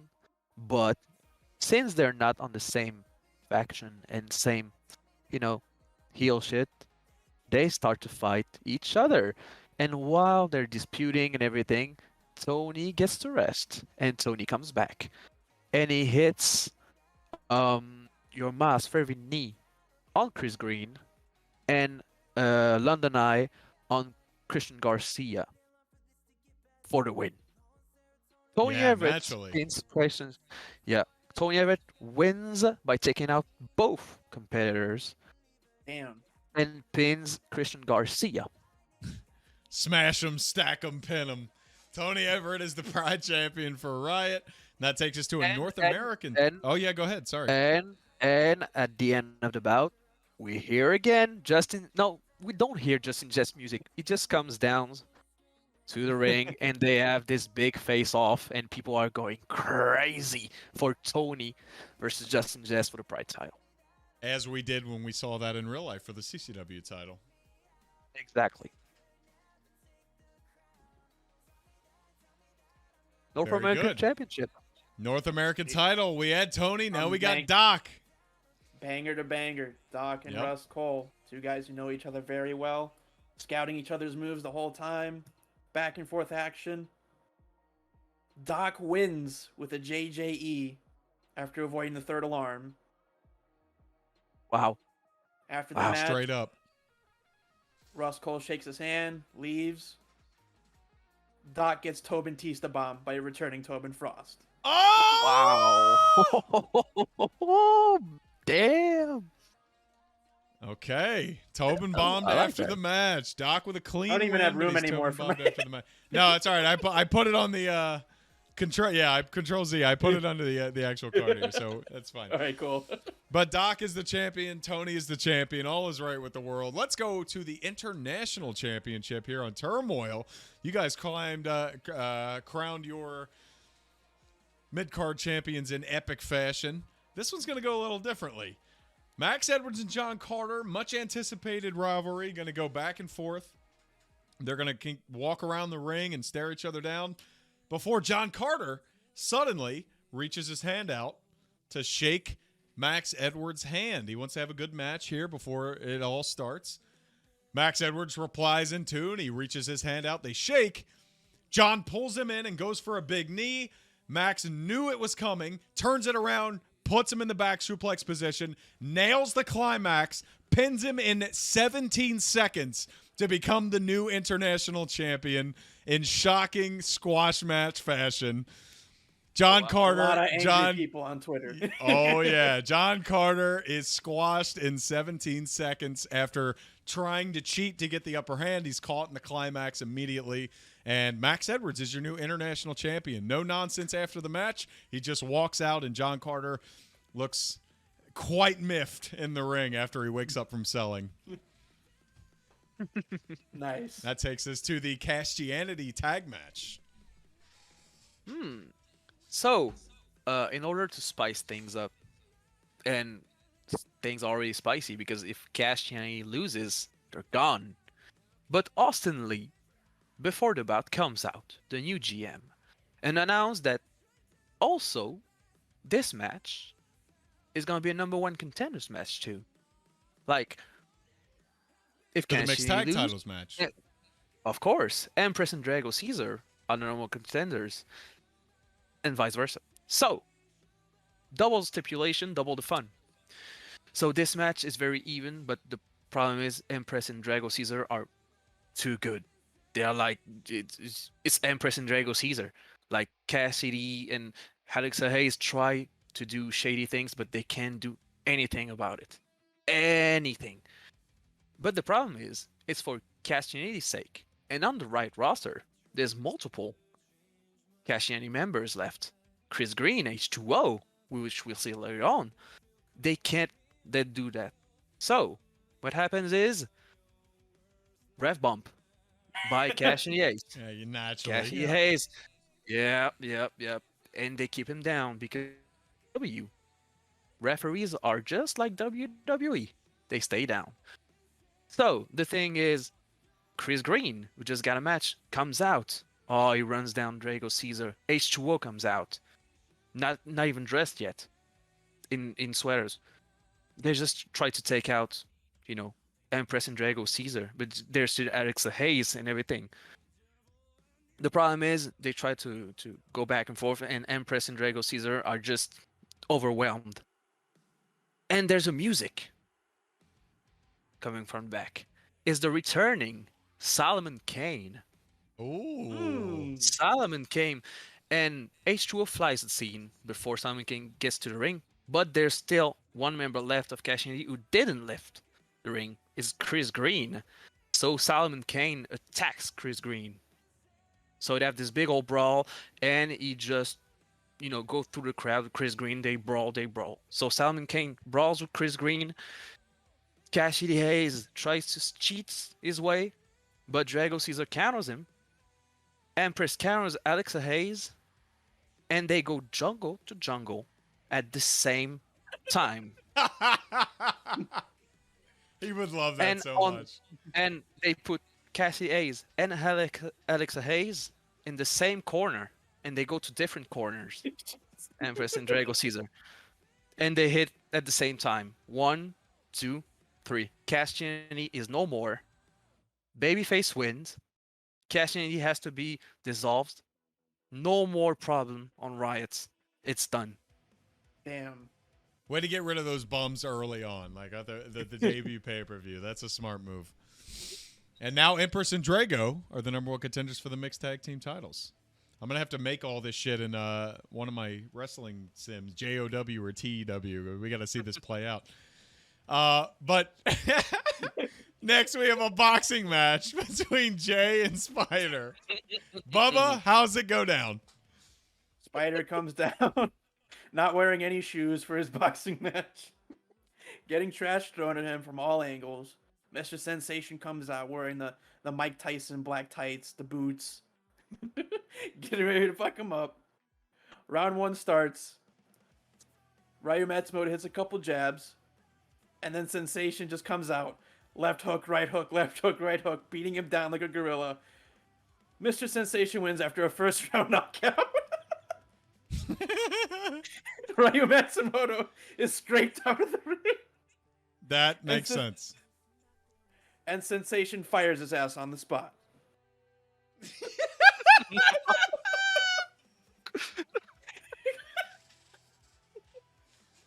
That is insanity. So, Ryu Matsumoto fired after Sensation knocks him out in the first round. And I'm even going to put that KO first round. Also fired. There we go. Sorry, Spider. I'm glad that you decided to get him that early so that story could come to fruition. That's tremendous. And now we have our main event matches.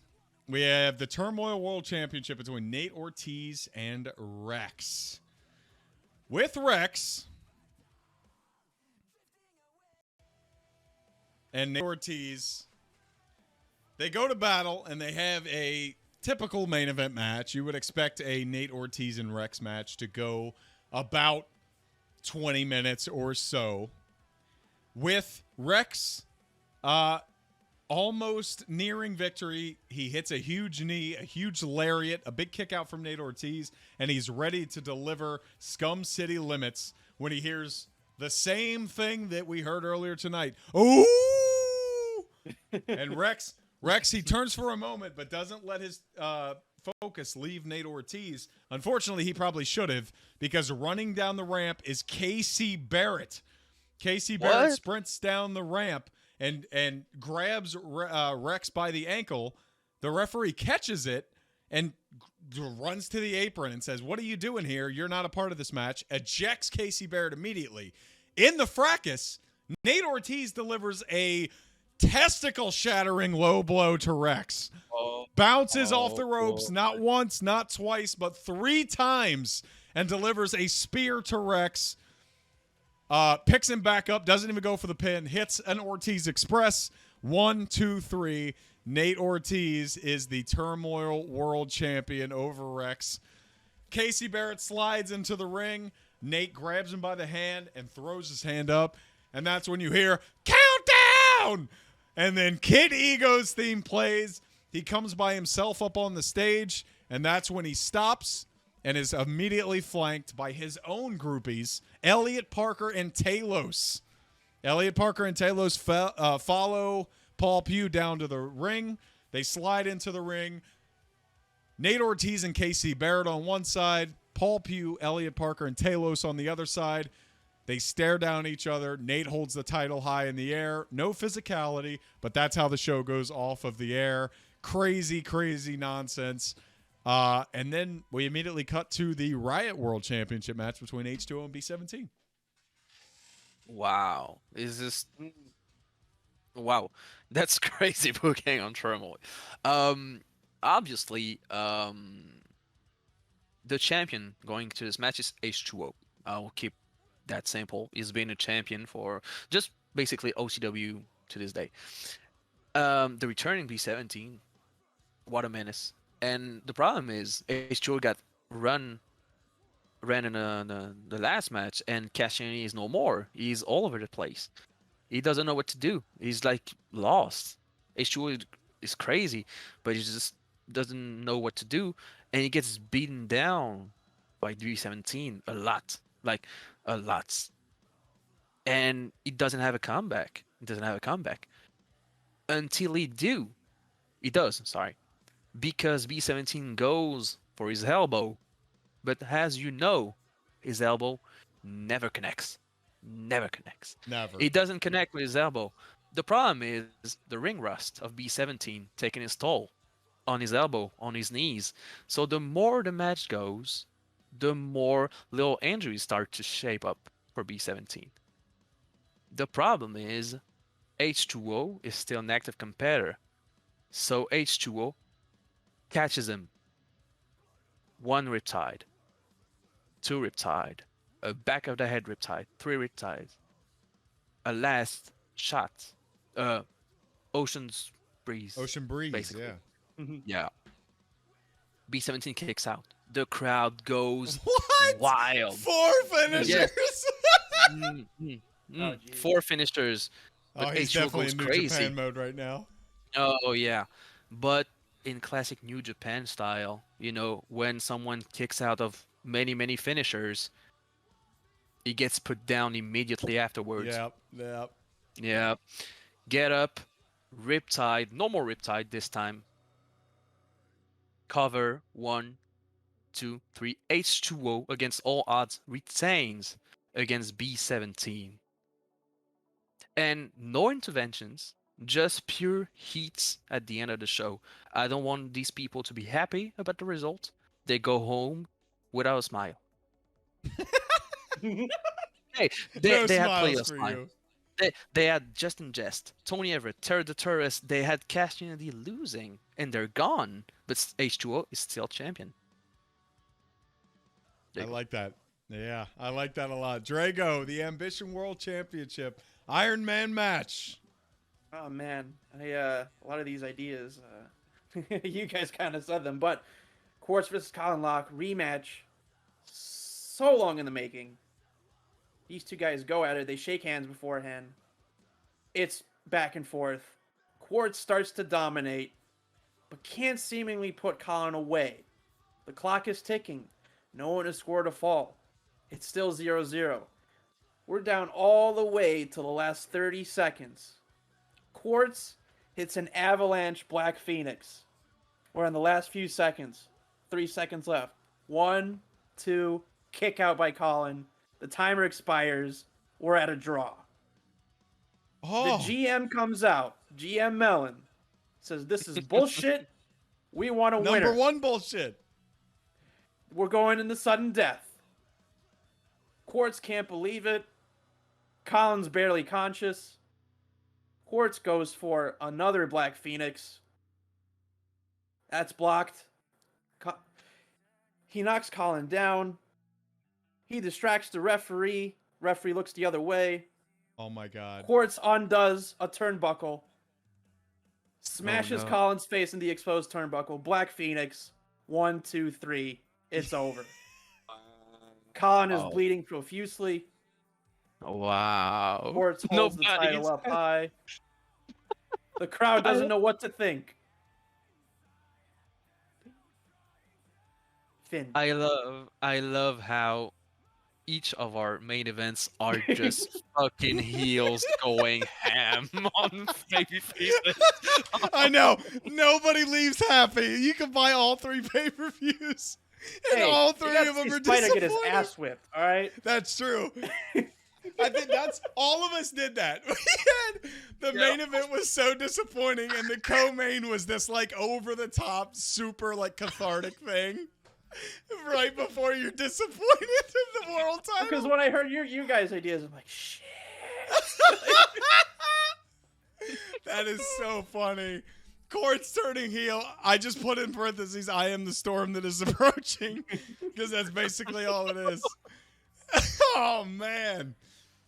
I tell you, I am immediately inspired to like boot up a game of JOW and just like book right now because you guys have fired me up so well. But we did a lot more than we usually do for this draft. It's been a 3.5-hour experience for us, so I don't want to keep you guys any longer than I have to. I'm going to have all of these graphics posted. I'll have the tier list. I'll have the draft. I'll have the book it segments posted along with this full video. My God, this has been a lot of fun. I'm glad you guys, carved out some time on your holiday day, especially you, Rusty. It's like fucking 2 or 3 a.m. right now for you. Yeah, man. I don't fucking care. We are the Uncalled Four. We were hoping to have our 4th member of the Uncalled Four, that is the Bingo Bomber B17, but he never popped in. He is with us in spirit. The draft is always a ton of fun, and I guess, Drago, Rust, I'll see you in 2025. Of course. Sure, yeah. Let's do this I again. love it, man. Yeah, absolutely. The booking segment is always the most fun. We will see you guys when we see you. Friday, we got Turmoil 291. I don't know when Jay's going to put this out because he didn't let me stream it. He doesn't trust me with the stream key. But I'm going to put some post-production on this and make it fancy. Hope everybody enjoyed. Drago, Rust, whether we were recording or not, it was a blast. So I can't wait till next time. Thank you, Oh, guys. I loved it. Thank you. Thank you, guys. See you, everybody. See ya. Bye.